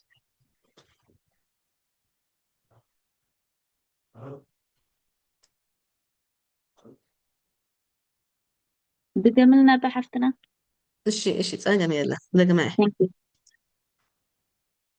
እዚኣ እንታይ እዚኣ ኣፕስ ኤንድ ጌምስ ኣብዚኣ ክንኣቲና ማለት እዩ ኦልሬዲ እቲ ጌርና ያለና ለሳ ዝሓሰብ ኣብቲ ኣፕሊኬሽን ኤንድ ጌምስ እዚ ኣፕሊኬሽን ንሕና ዝደለና ነውርደሉ ኣፕሊኬሽን ማለት እዩ እዚ ጌምስ ከዓ ደቅና ዝፃወትሉ ጌም እዩ እዚ ከዓ ደቅና ከዓ ዝፃወትሉ ጌም እዩ ሕጂ እዚ ፒጂ ማለት እዩ ፓረንታል ጋይደንስ ኮንትሮል ናይ ወለዲ ማለት ወይ ድማ ጋይድ ዝገብሩና ጋይድ ክኾኑ ዝግብኦም በቶም ስድራ ቤት ማለት እዩ እዚ ፒጂ እዚ መጀመርታ እዚ 3 7 12 16 18 ዝገበርና ዕድመ ናይ ደቅና እዩ ናይቶም ቆልዑ ዕድመ ማለት እዩ እንታይ ኢና ንገብር እዚኣ ሕጂ መጀመርታ ፒጂ 3 ተልናዮም ካብ ህፃናት ክሳብ ደቂ 6 ዓመት እዮም ሞስት ሪስትሪክቲቭ ይበሃሉ እዞም ህፃናት እዚኦም ተነቀፍቲ እዮም እንደገና ከዓኒ ክርእይዎ ዝግባእ ኣዝዩ ጥዕንኡ ዝተሓለወን ኣዝዩ ዝተራቀቆን ክኸውን ኣለዎ እንድሕር ደቅና ንኣሽቱ ኮይኖም ስጋር ደቂ 6 ዓመት ኮይኖም ብቀሊሉ ስለዝትንከፉ ኣብዚኣ ጠዊቕና ኣብዚኣ ምክንያቱ ኣብቲ ተሪኢኹሞ ኣብቲ ዝበልክኹም ጥቡቅ ተለኹም ናትክትለምዱ ክርዳእኩም እንተኮይንኩም ምሳይ እናገበርኩም እንተኸይድኩም ዝበለፀ ሓጋዚ እዩ ኣብዚኣ ጠዊቕና እንድሕር ሴቭ ዝብል ኣሎ ኣውቶማቲካ ምስ ጠወቅካ ኣብ ታሕቲ ሴቭ ዝብል ክመፀኩም እዩ ነታ ሴቭ እንድሕር ጌርካ ኣውቶማቲካሊ እቲ ኩሉ ኣፕሊኬሽን ይኹን እቲ ጌም ዝወርድ ንደቅና ካብ 3 ዓመት ክሳብ ደቂ 6 ዓመት ዘለዎ ብዕድሚኦም ዝተሳርሐ ይኹን ኣፕሊኬሽን ይኹን ጌምስ ጥራሕ እዩ ዝወርዶም ለሰይ ደቂ ኣብዚኣ እንድሕር ጌርናያ ኣብዛ ፒጂ 3 ሙኻ ሓደ ሰብ መፅዩ ብዛዕባ ቅትለት ወይ ድማ ብዛዕባ ክርኢ እንተደልዩ እዚኣ ኣይተፍቅረሉያ ማለት እዩ እቲ ክትርኢ ዝተበቅዐ ስጋር ደቂ 6 ዓመት ዘለዉ እዮም ማለት እዩ ኦኬ እዚኣ ከዓ ሕጂ ፒጂ ትብል ዘላ ደቅና ካብ 7 ክሳብ 12 ዘሎ ዕድመት የጣቃልል ኣብዚ ዝመፅእ ኩሉ ኣፕሊኬሽን ይኹን ጌምሲ ምስ ዕድሚኦም ተሰሪሑ ኮይኑ ካብ 7 ክሳብ 12 የጠቃልል ማለት እዩ። ኦኬ እዚኣ እንድሕር ጠዊቕና ሴቭ ዝብል እንድሕር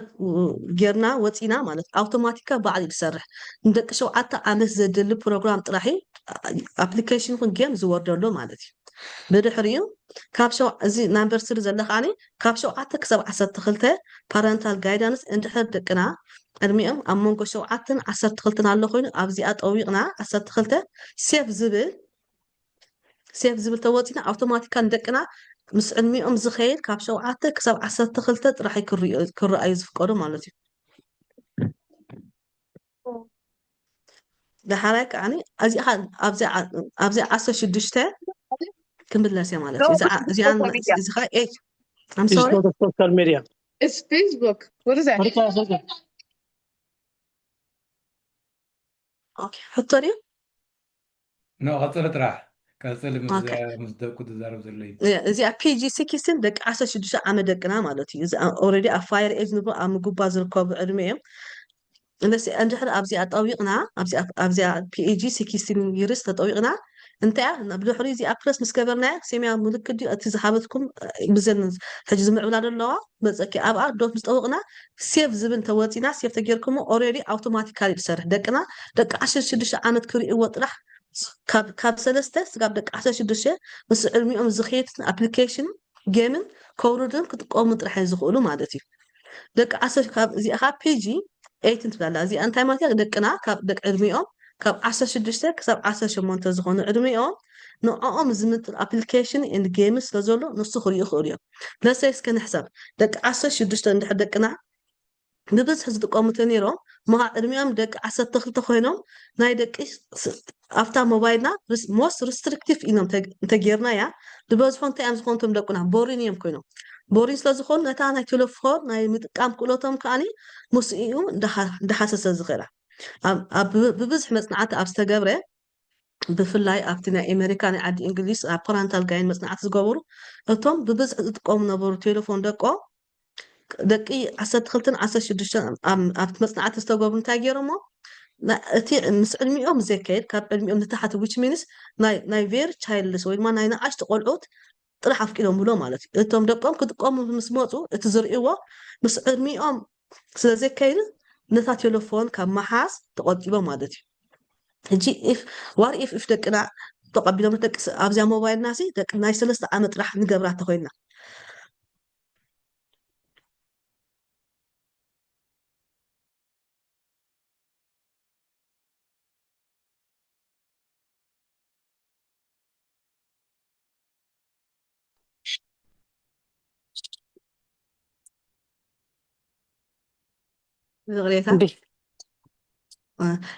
ደቅና ዝተገብረ መፅናዕቲ ናይ 3 ዓመት ስጋብ 6 ዓመት ዝገብሩ እንድሕር ኣፍቂድናሎም እቶም ደቅና እንታይ መፅናዕቲ ዝተገብረ ፎርሽ እቶም ደቅና እቲ ናይ ሞባይል መሓዝ ድልየቶም ዳጎለለ እዩ ዝኸይድ ምክንያቱ እዚ ምስ ዕድሚኦም ስለዘይከይድ ናሰልቸዎም ይኸይድ እሞ ሓደ ካብቲ ምጉዳር ብብዝሒ ናይ ምጥቃም ናይ ቴሌፎን ተባሂሉ ይግለፅ ማለት እዩ። እዚ ኩሉ በብዕድሚኦም ምስ ገበርና ኣብ መወዳእታ ሴቭ ዝብል ተወፂና ኣውቶማቲካሊ እቲ ዝደለይዎ ደቅና ምስ ዕድሚኦም ዝኸይዱ ዝወርዱ ማለት እዩ። ተረዲኣትና ክትኸውን ተስፋ ገብር ዋላ ንዝያዳ ክርዳእኩም እንተኮይኑ ፕራክቲስ ክትገብርዎ ስለዘለኩም ስክሪንሽት ወይ ድማ ስእሊ ስኢልኩም ተወሲድኩሞ ፅቡቅ እዩ። ምክንያቱ እዚ ብመዓሲ ዝያዳ ዝመፅእ ፕራክቲስ ምስ ገበርና እዩ። ሕጂ እንታይ ንእሽተይ ሂንት ክትህልወኩም ኢለ እምበር ፕራክቲስ ምስ ገበርካዮ ስቴፕ ባይ ስቴፕ ህድእ ኢልኩም ምስ ገበርኩሞ ክመፅእ እዩ። ዋና ቦት ሕጂ ናበይ ክሓልፍ እየ ናብ ፊልም ዝብል እዚኣ ብዛዕባ ክንዛረበላ ፀናሓና ብዛዕባ ኣፕሊኬሽን ኤንድ ጌምስ እያ። ኣብ ፊልምካ ዘ ሴም ፕሮሲጀር እዩ። እንታይ እዚ ዩ ሞስት ሪስትሪክትድ ይብል እዚ ማለት ከምቶም ንደቂ 3 ዓመት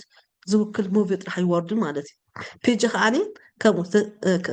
ንደቂ 7 ማለት እዩ ፓረንታል ጋይደንስ ንደቂ 12 ዓመት ንደቂ 15 ዓመት ማለት እዩ። እዚ ከዓ 18 ዓመት ኣርኤ ኣሎስ ኢንክሉድ አንሬትን ዝብል ክፀንሓኩም እዚ ካልክ ከምታ ናይ መጀመርታ ዝፀንሓና ከማያ ኣብታ ፊልም ከዓኒ ኣቲና ልክዕ በብዕድሚኦም ሕጂ ደቅና ደቂ 3 ዓመት ኮይኖም ሞስት ሪስትሪክቲቭ ንገብር ሞኒ سيفينا نوز أوتوماتيكال كنت عنو خورو روز دولي فيلم مسؤوم زخيت دك سلسة عمل زوكل طرحيو كوردر لهم زخير مالتي إذا كان دك شو عتا عمل زوكل طرح فيلم كري يفكروا مالتي دك عسات خلت عمل طرح كريو يفكروا دك عسات حمشته تبز خا مود أتا خان تانو أري ألو إن كل عن ريتد بس حيز موفي هاي لو مطريقهم موفي كده ولا أفتي حجون دقيقة أفتي ناي أتاو أكان بلود ما إتناي سكس نبلا كلام كم تزقبرون أو أوتوماتيكالي رود إذا بيمز حاسبه لو مجن تيز جبر عمو في طريقهم ما عن كاين قرص نعبيت خما كمزي نمتير إيو زبلي كمزي كل بقول عمز جبرون سلازي اندحر زي كيري واتر لهم نزيع زي حاجة حتى زي بريس زي جيركم أبتل كستاي أي موت أمني مالتي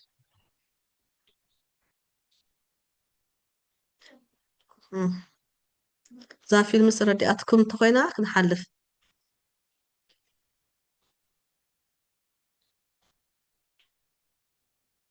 حتى زلو من محلفنا مايكروفون حاتيك حتى تخيلي مالتي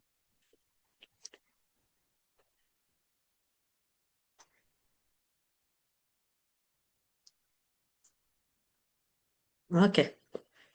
الجنابي هنكيرينا ذا سواء أنا احترجعتكم اتز البروسيجر وين ما تمسرح ستيب باي ستيب ذا سيم فولو ويز خيد الجنا ابزي اتخيلنا هاني نفسها ساينتاك متصناي وينتو اوكي إذا عرقلت أني حكو كي حلفك خلف هو اخذ ابزي يري ان يلن فور سام ريزن غريتا It's okay. ناتي حتى زلاتني أب تليفون زغان تقبر تخيلها أب تلفزيون جن ناتم أكاونت خفيت كادو كنت قامل لك زا أب ناتم أكاونت خفيت كا مزي ناي سامسونج ديلو نام ناي تي في مزي حجي إيش حالة ماشي تمنيت ون how it look like the app please تبلالا تمنيت من البات كتبليوس تدليوس أنا تصير كنجرنا نجريا ما أتقل سلكي آيفون I have question يلكالها من البات شمكا ويشمكي تدعس صحيفك كم سبونير ويشمك أنت نجير كي أنت حتى أنت تغسلي سلام وسناي تمنيت يا كامل جمرة سلزي سمعك وداونلود قبل سلزي اللي خيخ عتي تسنيحي sorry thank you نوريتين تاوي actually إذا زبالكي أب تليفوننا زولك داونلود رايكونا تقدر أب بلاي ستور أنا حماد أفتح بلاي ستور مساعتنا أنت عايز موبايل تتكلموني سامسونج أو آيفون أو ناتي آيفون دا جن أبناي سبعي أبناي سبعي سامسونج علاتو بعد قبل إيش بقى كرحان أري أفتح مجمع أب بلاي ستور أتينا أفتح بلاي ستور مساعتنا بيامانا بلا علي نايك إيران زنبراك كاب نايك تشحن 16 سكاب 2020 سلسة لاين يرو نحجة جن بناي جوجل أكاونت بناي فيرست نيم ناتكا ليتر أو بلا على تصحيح له يا أوكي يخيب كيا هو thank you أوكي أو مسكتك أبتحتي بتنا أو مسكتك بتحتي أبسيتين أتيغي أو بتحت مسأتك أبسيتين نا parental أبتمرجع مالتي parental control anyway أنت خجبري حليفاتك يا مسلمي بزيارة خطر واصل نزيعة تاستيب زيعة نزيعة سيلك وسريع بقى إيش سكرين شوت كوسيدة سخغت لنا حن كي خلص اوكي سأل يا مونيك نحلف يا قتلوا انت حسيلي على ثانك يو ماشي معك هرا هجي اب سامسونج خان تايلو سامسونج زخونا مالتي لابتوب تي في تابلت has the same procedure هجي زاز حتى تكلم بزعوا تي في نمنتايا اتن تي في نناتن سلازفال لاليا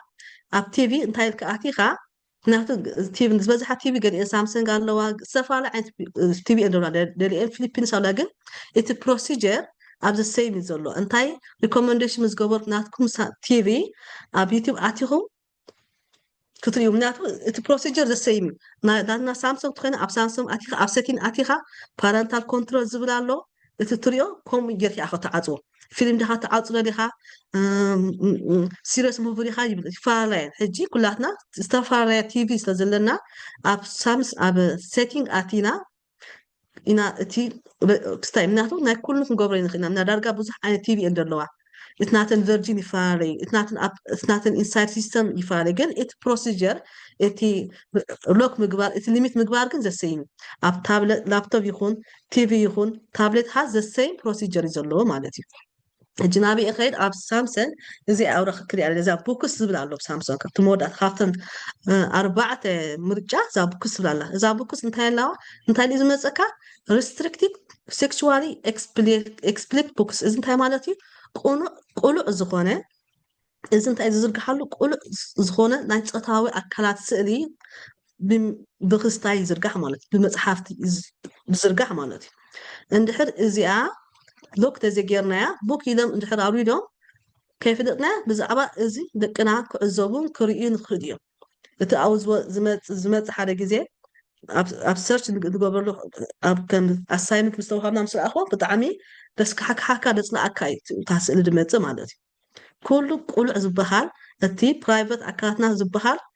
ከም ቁሉዕ ዝዝርግሕሉ እዩ ማለት ስለዚ ነዚኣ ክንዓፅዋ እንተደሊኹም እዚ እንታይ እዚ ነዚ ምዕፃው እንታይ ይጠቕመና ማለት መሲልኩም እቶም ደቅና ዝጥቀምሉ ሞባይል ከምዚ ዘይነበረን ነዚኣ ኣብ ኣፕረስ ጌርና ሴቭ ኢልና ተወፂና እዚኣ ኣይትመፀናን እያ ማለት እዩ እዚኣ ሎክ ተጌርና እያ ነዚ ክርእዎ እዚኣ ተዘይተንኪፍና ነዚ ክርእዎ ይክእሉ እዮም ማለት እዩ ደቅና እዚአን ኣብ ሳምሰንግ ተጠቀምቲ ደቅና እዚአን ከይገበርና ስኢና ንህቦም ተነርና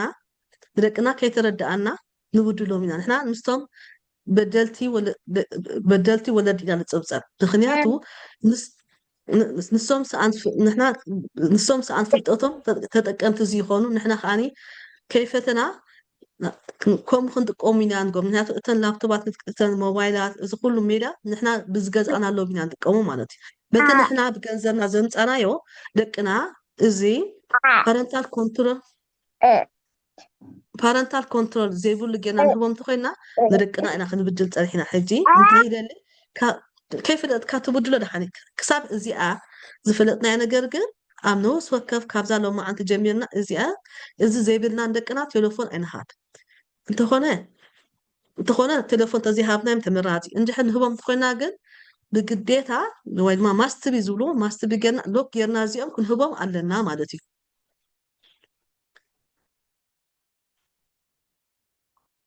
ኣብዚ ሕቶሎ ወይንታ ኣንብብያ እያ ተከምበልኩም እዚ ኣንብብያ ሕቶ ኣላ እንድዒ ሰብ ሓቲቱሉ ብታሕቲ መቸም ክንጥቆብ ኢለ ይመስለኒ ኣባቴ ንዓይ የርእየኒ የለን ኣይ ዶንት ኖ ወይ ኣባቴ የንብብዋ ዝሓ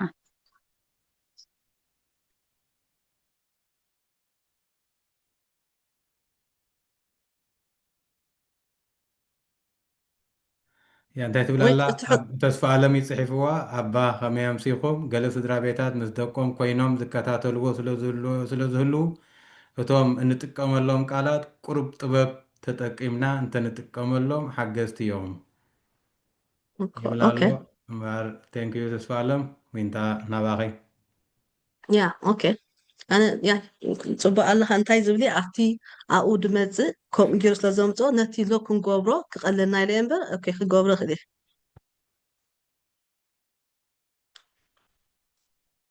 ኣነ እንታይ ኦኬ ሕጂ ሞ በቃ ሞ እዚኣን ኣብ ሳምሶንግ ክሕቶ ዘይብልና እንተኮይኑ ናብ ኣይፎን ወይ ድማ ናብ ኣይፎን ክንሓልፍ ዝኾነ ተጠቀምቲ ሳምሶንግ ክሕቶ ተለኩም ግን ክደግመልኩም ክእል እየ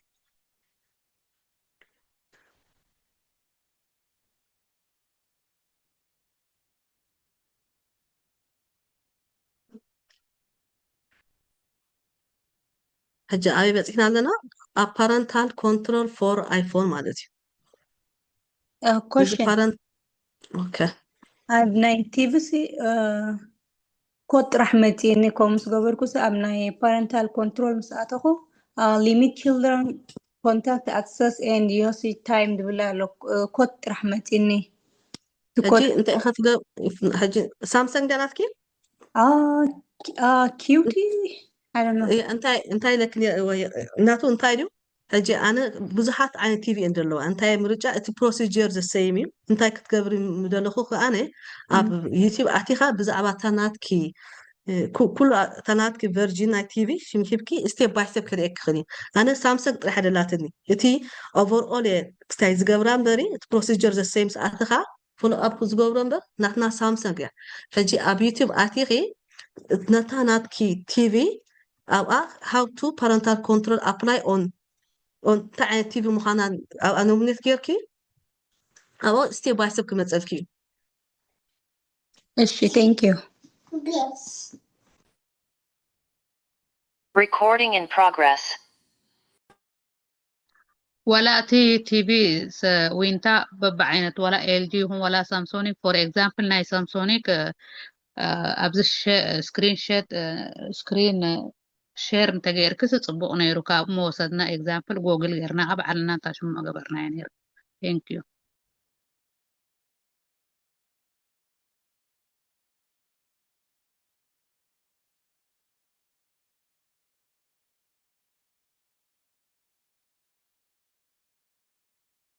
رأيت هذا قبل اللي انت هالكني نأبنت ناي سامسونيك مش على كسخي ولا LG هم yes ولا كهلا عينة تيبي بتناي سامسونيك example دا قبرنا أبتو جوجل بعلنا تاشم ما قبرنا يو ترانسليت اوكي انت يا شيء خدك سكرين دقم شات راح كخلي قبرنا زياتي هاراي كما اب تي في مساعتنا اب زخون التي في سيتين على وانا تي في هكذا كمزة أبزع موبايلنا سيتين نازعتنا اب تي في سيتين زبل اب تي في لنا حج اب تي في مسورك اب تمرجع parental control زبل مرجع يمزي سفاري شم كيرو له parental control يبلوه parental guidance يبلوه parental limit يبلوه مالتي حج أبز مرجع زم ساعتها أو أنت عينت parental نيني خاليميت وين ما restriction كتقبل له دليل خازن لها يرئيكاي مالتي بدحريك أبو لك خمسة the same procedure أو كوري حتى كا كود دقيمكا دقم كبلكايو أبز زيمت أهوا استفاريا استفارك ستايس دزلنا ناتو سب دناتو يحطت مارس قال سامسونج قال قال فيليبينس قالوا قال إن LG تي في اللوا كنت مساعت خاجن تاك عند تا procedure أبسيتي مساعت خا parental guidance زبل عنده تيشم كايرو يقولون كاب تي في ناب تي في قال أنا حجي أب LG حجي parental limit بلوا مالتي أب سامسونج parental guidance بلوا أب قال لي خا parental control أو مساعت خا أنت إذا حتى ك مجمرتا كور كفت كبلكاي ويد ما أبغى إنك أكاونت كفت كبلكي مالت أكاونت مسكفت كا باسورد يتيخي أنت عين نينيخي لوك تقبليه دليخي ببحر إذا حطت مالتي بري حتى تخون برخت حفتي تسفى قبر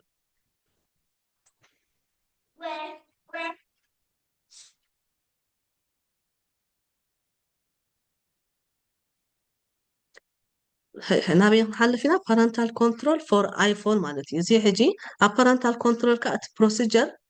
لك زي سيمي حجي أنا تطقمي سامسوني جين اتي زبزح موبايل كمان أكلت عين موبايل عندك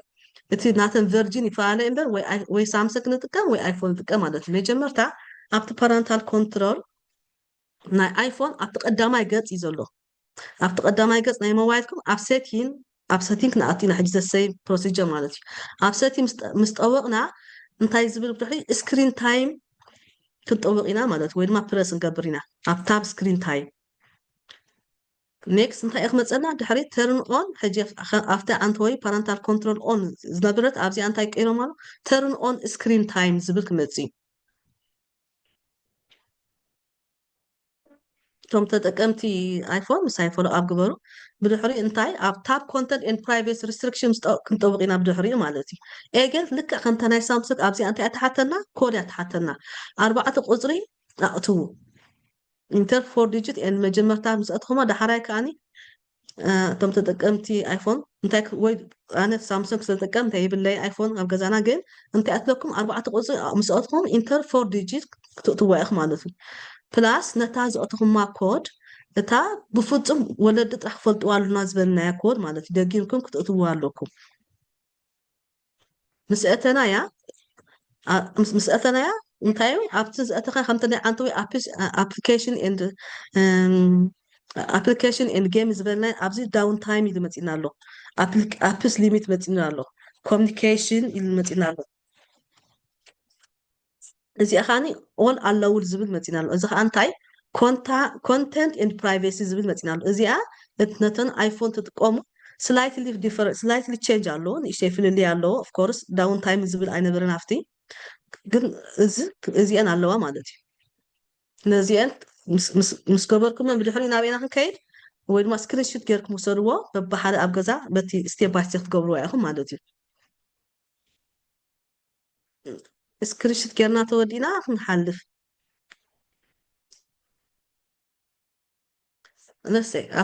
أبدا مجمرتها حجنين خدرينا نزعت نتنا كافتن قدامت 4 مرجعاتنا داون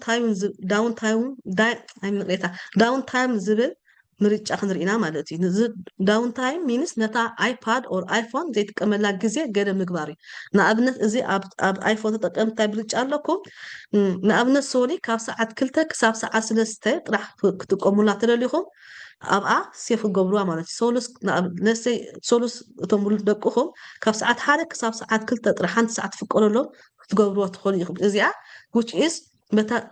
ዳውን ሊሚት ክንገብሮ ከለና ማለት እዩ ግዜ ኣሎ ካልእ ዘይተፍቅዱሉ ግዜ እንድሕር እዚአን ጥራሕ ፕረስ ጌርኩሞ እቲ ካልእ ግን ክትቆምሉ እንድሕር ደልዩ ዓፂኹም ኣለኹም ማለት እዩ ሓደ ደቅኹም ናቶም ናይ ዳውን ሊሚት ካብ ሰዓት 2 ስጋብ ሰዓት 3 ጥራሕ ተጌርኩማ እቲ ኩል እንድሕር ፈቲንዎ ተዓፅዎ እያ ማለት እዩ እታ ሰዓት ናቱ እንታይ ካብ ሰዓት 2 ክሳብ ሰዓት 3 ከፊት ክጥቀም ይኽእል ማለት እዩ ኣብዚ ኸ አንተ ኸይንኻ ኣፕሊኬሽን ሊሚትስ እተን ክትጥቀምሎን ዘለኹም ኣፕሊኬሽን ንመዓልቲ ክንደይ ይጥቀሙ ክትድርስሎም ትኽእሉ ኢኹም ማለት እዩ ስጋብ ሕጂ ብሓንሳብ ኣለና ኣብዚ ኣብቴክስ ከመይ ክትኸዱ ኣለኹም ክልኤኩም ኣብቴክስ ታይግበሩለይ ኮሚኒኬሽን ሊሚት እዛ ሳልሴት እንታይ ተጠቃለና ኮሚኒኬሽን ሊሚት ማለት እዩ እተን እዚኣ ኣድቫንቴጅ ናይ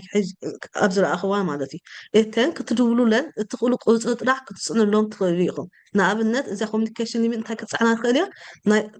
ናይ ወለዲ ቴሌፎን ጥራሕ እቶም ደቅኹም ሲ ናብ ኣዲኡ ናብ ሓፍቱ ናብ ሓዉ ጥራሕ ክድውል ከም ዝኽእል ክትገብርዎ ትኽእሉ ኢኹም እዚ ከዓኒ ኢመርጀንሲ ተኮይኑ ኢመርጀንሲ ኩሉ ግዜ ኣብ ዝኾነ ቴሌፎን ባይ ዲፎልት ኩሉ ግዜ ፍቁሪ ኢመርጀንሲ ሳምቲንግ ተጋጢም ማለት እዩ እዚኣ እታ ዝበለፀት ዝረኣኽዎ ኣብ ኣይፎን ማለት ዘንቕኳ ሕጂ እንታይ እዚ ዝሕግዘካ ደቅኻ ምስ ዘይትፈልጥዎም ክሳብ ዝልቡ ማለት ምስ ዘይፈልጥዎ መንእሰያት ከይደዋወሉ እንታይ ጌርና ኣሎ ማለትና ገረድ ወይ ድማ ሊሚት ጌርና ኣሎ ኣለና ማለት እዩ እዚ ኦልዌይስ ኣለዎ ክትገብርዎ ትኽእሉ ከዓኒ ናይ ትምህርቲ ስራሓት ኦልዌይስ ኣለዎ ክትገብርዎ ትኽእሉ ኢኹም ደቅኹም ሲ ብትምህርቲ ዝወሃቡ ትሕዝቶ ስራሓት ኦልዌይስ ኣለዎ ክትገብሩ እዚ ከዓኒ እቲ ኮንተንት ኤንድ ሪስትሪክሽን ከዓ ኣብ ኣትኹም ድሌትኩም ብዙሕ ዝተፈላለየ ፅንሓካ ዝተፈላለየ ሪስትሪክሽን ክትገብሮ ዝተፈላለየ ዝየድል ነገር ኣብዚ ኮንተንት ሪስትሪክሽን ኣትኹም ብዙሕ ሊስት ኣሎ ኣብኡ እቲ ትደልይዎ ምክንያቱ ካብ ወለዲ ናብ ወለዲ ክፋለ ይኽእል እዩ ምክንያቱ ብምንታይ እያ እዚኣ በብሓደ ሊስት ዘይገበርክዎ ዓቕሚ ናይ ደቆም ድሌት ናይ ደቆም ኩነታት ስለ ዝፈላለየ ካብ ወለዲ ናብ ወለዲ ኣብቲ ኮንተንት ኤንድ ሪስትሪክሽን ኣቲና እቲ ሪስትሪክሽን ክንገብሮ እንደሊ ፕረስና ገበርና እንድሕር ሴቭ ጌርናዮ ኣውቶማቲካሊ ልክዕ ከምታ ናይ ሳምሶንግ እዩ ትሰርሕ ማለት እዩ ሆፍሊ ክሳብ ኣብዚኣ ዘለና ብሓንሳብ ክንህሉ ተስፋ ገብር ማለት እዩ ቅድሚ ካብዛ ናይ ኣይፎን ምውፃእና ዝኾነ ሕቶ ዘለዎ ወይ ክርድኦ ዘሎ حطت لكم هبزيان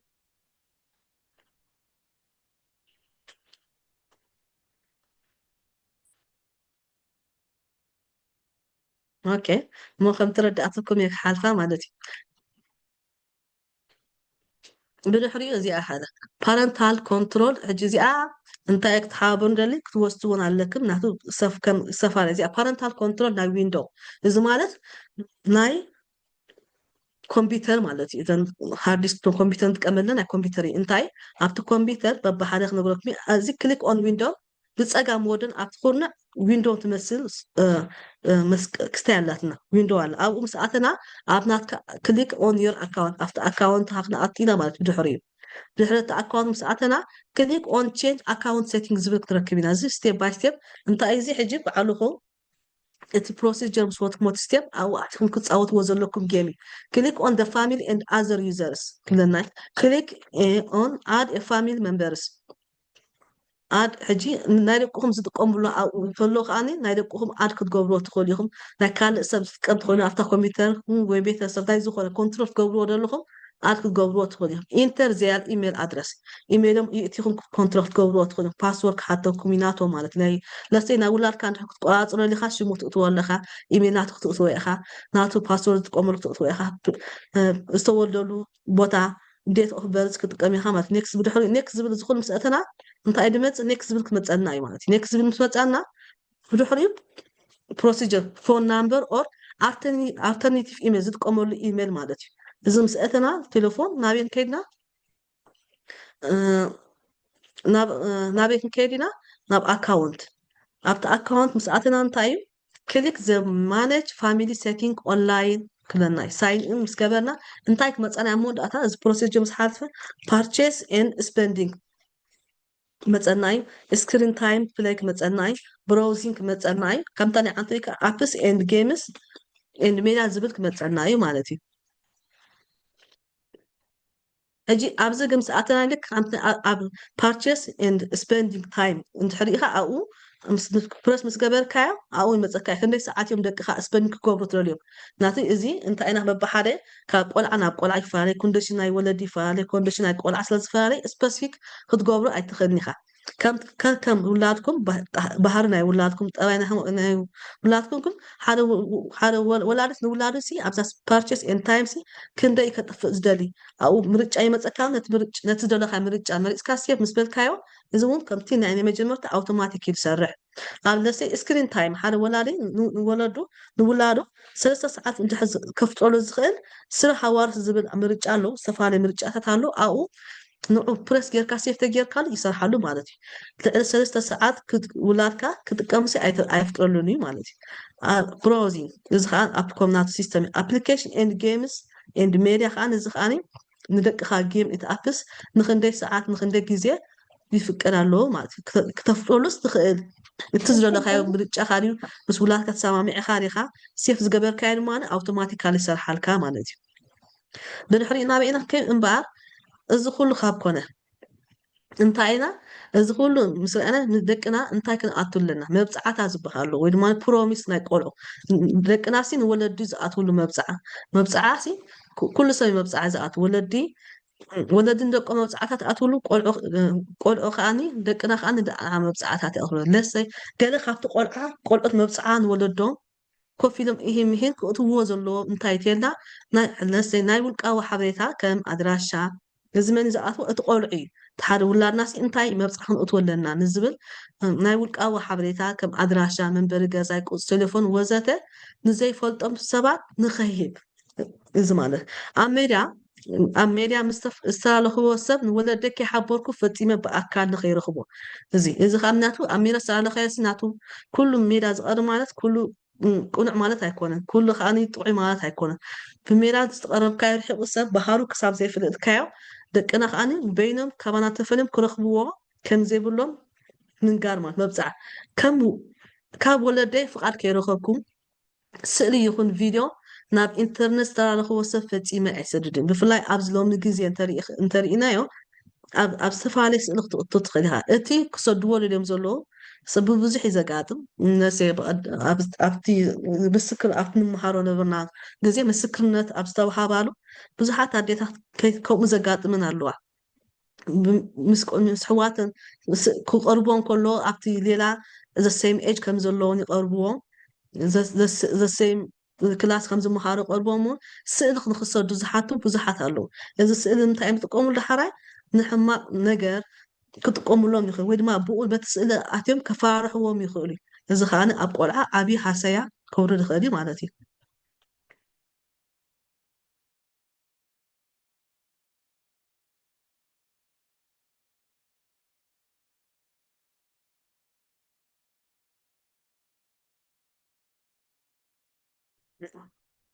أب إنترنت زقات من حما نجارات بقلتي مس ولدو خزارب كم زلوا بقلت قال مقتاو زخونه كور كأن ክኮናዮ ደቅና ከዓ ንወለዲ ጥራሕ ክህብ ከም ዘለዎ ቃል ምእታው ማለት እዩ ክሪኦምን ክገብሮም ዘይግባኣን ነገር ንወለደይ ከይሓበርኩ ክገብሮ ከም ዘይክእል ምንጋር ሕያዋይ ተጠቃሚ ኢንተርነት ክኸውን እየ ንካልኦት ሰባት ዝሃሲ ዝኾነ ሕማቅ ነገር ኣይገብርኒ ዝብል እዚኦም ካብቶም ብዙሓት ገለ ውሕዳት ንደቅና ክንእትዎም ዘለና እዚ እንድሕር ጌርና ኣብ መወዳእታ ተሪኢኹምማ ኩሉ እንገብሮ ወግዓዊ ክኸውን ኣለዎ ኣብ መወዳእታ እንታይ ዝብል ኣሎ ስክሪን ሼር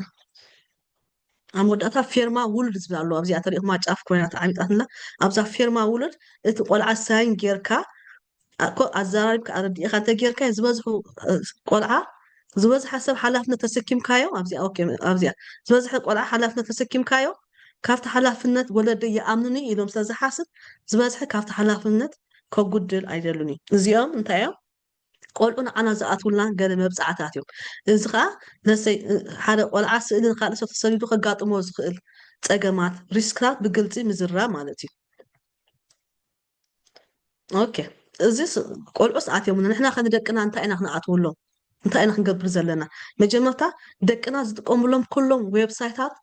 ክፈልጦም ዝከኣለኒ ክንገብር ኣለና ኩሉ ዌብሳይት ደቅና ዝጥቀሙስ ብግቡእ ክንፈልጦ ኣለና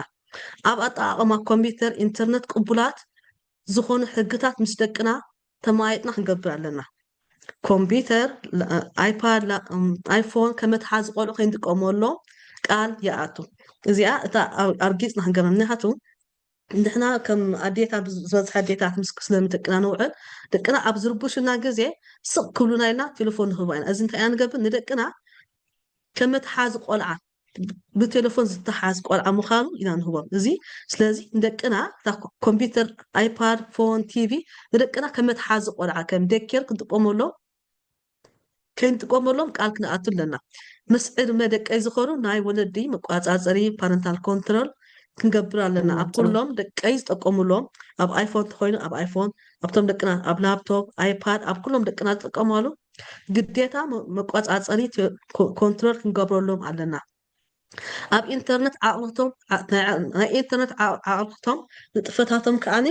ብዝከኣለና ክንፈልጥ ኣለና ኣብ ኣጠቃቅማ ሜድያ ንደቀይ ኣብነት ክኾኖም ኣለኒ እዚ እንታይ ማለት ንደቅና ኣይትጠቅም ሞባይል ቴሌፎን ኣይተሓዝ እናበልና ንሕና እንድሕር ሙሉእ መዓልቲ ኣብ ሜዳ ንጥቀም እንተኮይንና እዚ እቲ ንብሎም ስለዘይንኾኑ ደቅና እውን ኣባና እምነት ክሕድሩ ኣይክእሉን እዮም ስለዚ እቲ ደቅና ክኾንዎ ንደልዮም መጀመርታ ባዕልና ንኽኖ ኦኬ እዚ ካብ ኮነሲ ባህርያት ዕውታት ወለዲ ከመይ ይመስል ዕውታት ወለድስ እንታይ እዮም ዝገብሩ መጀመርታቶም ዕውታት ወለዲ ዝበሃሉ እንታይ እዮም ዝገብሩ ነብሶም እዮም ዝፈልጡ ማለት ካብ ዓሚ ሎሚ ዝሓሹ ይኾኑ እዚ ንሕጂ ዝገበርዎ ነገራት ከዓ ነብሶም ይግምግሙ ኣብ ምሕደራ ደቀይ ከመይ ኣለኹ ኣብ ምክትታል ደቀይ ከመይ ኣለኹ ኢሎም ንደቆም ብምልኦ ነብሶሙ ደቆሙ ኢቫሉዌሽን ዝበሃል ምርመራ ይገብሩ ካልኣይ ባህር ናይ ዕውት ወላዲ እንታይ ንደቅካ ብመትከል ምዕባይ ሓደ ሰብ መትከል ተዘይብሉ እቲ ዝገብሮ ነገር ከማ ንክገብር ከም ስብዓት ኣይረክብን ኩሉ ግዜ ብመትከል ምዕባይ ማለት ንደቅና ኣብዚ ከብፅሖም እየ ረኣይ ምህላው ደቅና ዶክተር ክገብሮም እዩ ዶክተር ክገብሮም እየ ለውየር ክገብሮም እየ እንድሕር ክንብል ተኮይና ሓደ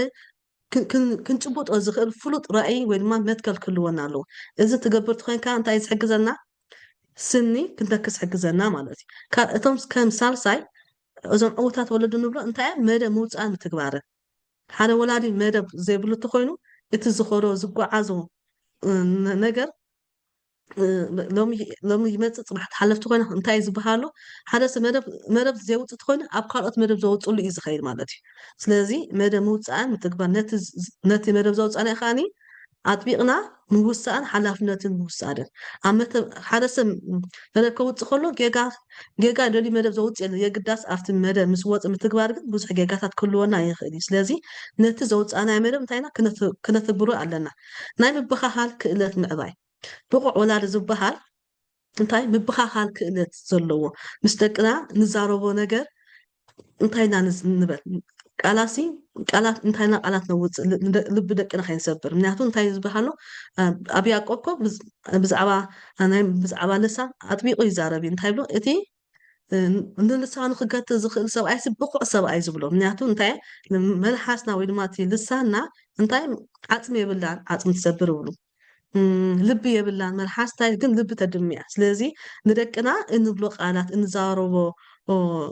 ዘረባታት ሹልቢ ኣድቫንስድ ከምዚ ዝለዓለ ክኸውን ኣለዎ ንልቦም ዘረስርስ እንታይ ዝበሃል ጥዑም ዘረባ ይብሉ ቦታ እንታይ ይብሉ ጥዑም ዘረባሲ ዓፅሚ ኣጋንንቲ ይሰብር ይብሉ እታ ንዛረባ ቀላል ትበሰልና ቃል ግን ኣብ ደቅና ዓብይ ሓስያ ስለተምፅእ ኣብ ምብኻል ክእለትና ኸ ንዕብለና ብኣርኣያ ምምራሕ ወይ ድማ ሊድ ባይ ኤግዛምፕል ንብሎ እዚ እንታይ እዩ ንደቅና እቲ ደቅና ክኾንዎ ደልዩ መጀመርታ ንሕና ንኹኖም ነሰይ ደቅና ኣንበብቲ ክኾኑ ደልዮም እንተኮይና ንሕና መጀመርታ ኣንበብቲ ንኹን ንሕና ኣንበብቲ ዘይኮና ደቅና ኣንበብቲ ክኾኑ ይክእሉን እዮም ንሕና ንባዕልና እቲ ሞባይል ኣይትጥቀሙ ቲቪ ኣይትረኣዩ ንብሎ ኮይና እንድሕር ንባዕልና ንጥቀሞ ኮይና ግን ነቲ ንብሎም ስለዘይነተግብሮ ኣብ ደቅና እውን እምነት ኣይህልወና ደቅና ኣባና እምነት ኣይህልዎም ሙሉእ ኣድህቦ ዘለዎ ግዜ ምሃብ እዛ ግዜ እዚኣ እንታይ ኳሊቲ ታይም ንብሎ ሕጂ ለሰይ ብዙሕ ሓደ ኣሎ ክርድኦ ወላ ኣነ ዳሓራይ ስዒበ ተረዳእኽዎ ኣብ ሓደ ገዛ ስለዘለና ግን ኳሊቲ ታይም ዘለና ምስል እንታይ ክብል እንደሉ ብዝያና ደቂ ኣንስትዮ ኣሕዋተይ ንሰይ ዝበዝሐ ንሕና ኣብ ክሽነ ንውዕል ሞ ደቅና ከዓኒ ኣብቲ ሊቪንግ ሩም በይኑ ንውዕል እዚ እንታይ ኣብ ሓደ ሩም ኢና ዘለና እምበር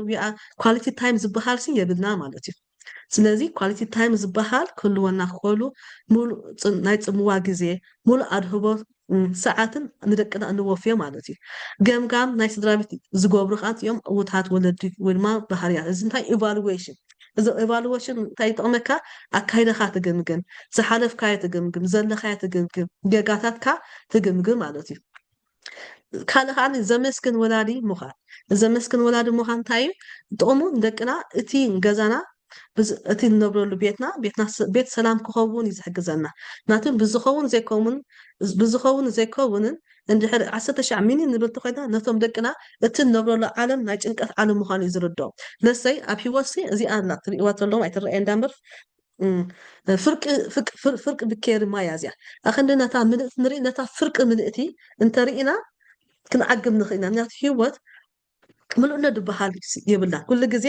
እንድሕር ሓደ ነገር መሊእና ናይ ምንባር ክሳይና ኣቋሪፅ ኩሉ ግዜ ኣብ ላይፍ እንዳመለኣና ስለንኸይድ ዘመስግን ወላዲ በቲ ዘለና ምዃን ንደቅና እቲ ቀንዲ ክንህቦም ዘለና ከዓ ናይ ምትብባዕ ክእለት ካብ ምምዕባል ደቅና ብዝገብርዎ ነገራት ንእሽቶ ይኹን ዓብይ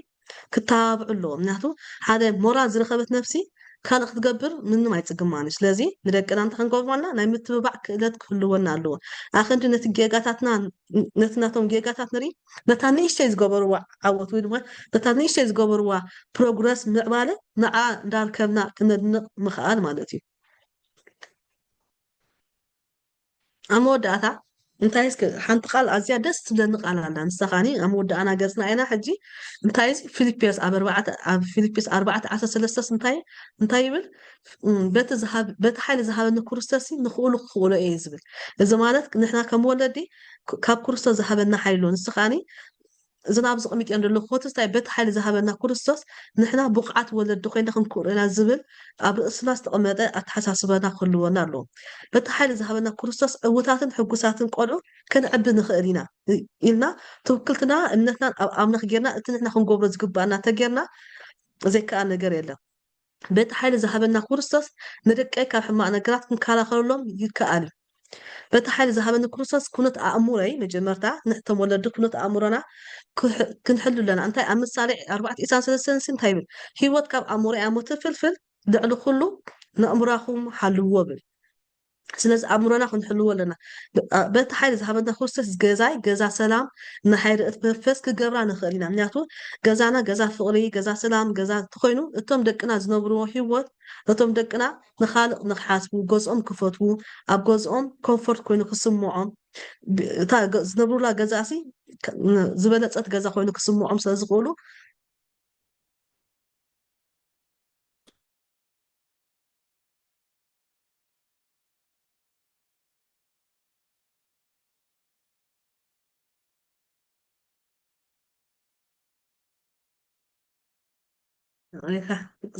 ቅሬታት ንእሽተይ ሰዓር ክስታይ ጊራትኒ በቲ ሓይሊ ዝሃበኒ ክርስቶስ ኣነ ንሕና ወለዲ ብስነ ምግባርና ብመንፈሳውነትና ብኣነባብራና ንደቅና ኣብነት ክንኮኖም ኢና ዝብል ኩነት ኣእምሮ ኣብ ርእስና ክሰፍር ኣለዎ እዚ እንታይ ይጥቕመና እዚ ቃል እዚ ንነብስና ሓይሊ ረኺብና ንደቅና ብትብዓት መንፈሳውነት بتعجزتي بكل صنات كنا أبيها حالي نركموني إذا قال قنات كل جزء قال حالي اللو إذا قال كل جزء أب أصنع تجرنا كم ولدي لكن أخن أبي بتسجمنا يكون هناتو لنفسنا نهبا كريديت ود موتيفيشن سلازولو الموتيفيشن كأنا بدك أنا حليفو كل جزء هذي بوزيتيف إنرجي ود ماني بوزيتيف حال الزهرات كأنا تمحالفتي ስለዚህ ደቅና ዝብል ኣምር ሒዝና ክንዕቢ ንጓዓዝ ኣለና ኣብ መወዳእታ ክብላ ደሊ ኣብ ሮሜ ቃል ኣምላኽ ዓፅዋ ኢለ ከመይ ኣብ ቅድሚ ኣምላኽ ዝብል እቲ ገበርቲ ሕጊ ደኣ እዮም ዝፀድቁ እምበር እቶም ሰማዓት ሕጊ ይኮኑን እዚ እንታይ ማለት እዩ እዚ ኩሉ ተማሂርና እዚ ኩሉ ናይ ፓረንታል ኮንትሮል ፈሊጥና ንእሽተይ ኣምር ሒዝና ብናትና ፃዕሪ ኣብ ሂወትና ክነተግብሮ ተዘይከኣልና እዚ ኩሉ ዝወረስናዮ ቃል ትርጉም የብሉን ማለት እዩ ስለዚ ደቅና ዝገበርናዮ ክነተግብሮ እቲ ዝፍለጥናዮ ክነተግብሮ ከኣን ምስ ነብስና ቃል ኣቲና እቲ ንደቅና ኣብ ፅቡቅ ኩነታት ክበፅሑ ምዃኑ ከኣኒ ነብስና ክንኣምና ኣለና ነብስና ተኣሚንና ክንገብሮ ዘይከኣል ነገር የለን ናቶም ኩሉ ብእምነት እዩ ዝግበር ማለት እዩ ኣብ መወዳእታ እናወዳእና ኢና ቴንኪ ክብለኩም ዝፈቱ ዝኾነ ሕቶ ርእይቶ እንተሎ ብሓባር ክንምልሶ ዘሎ ዝብልካ ኣለኹ ማለት እዩ ቴንኪ ባተዋ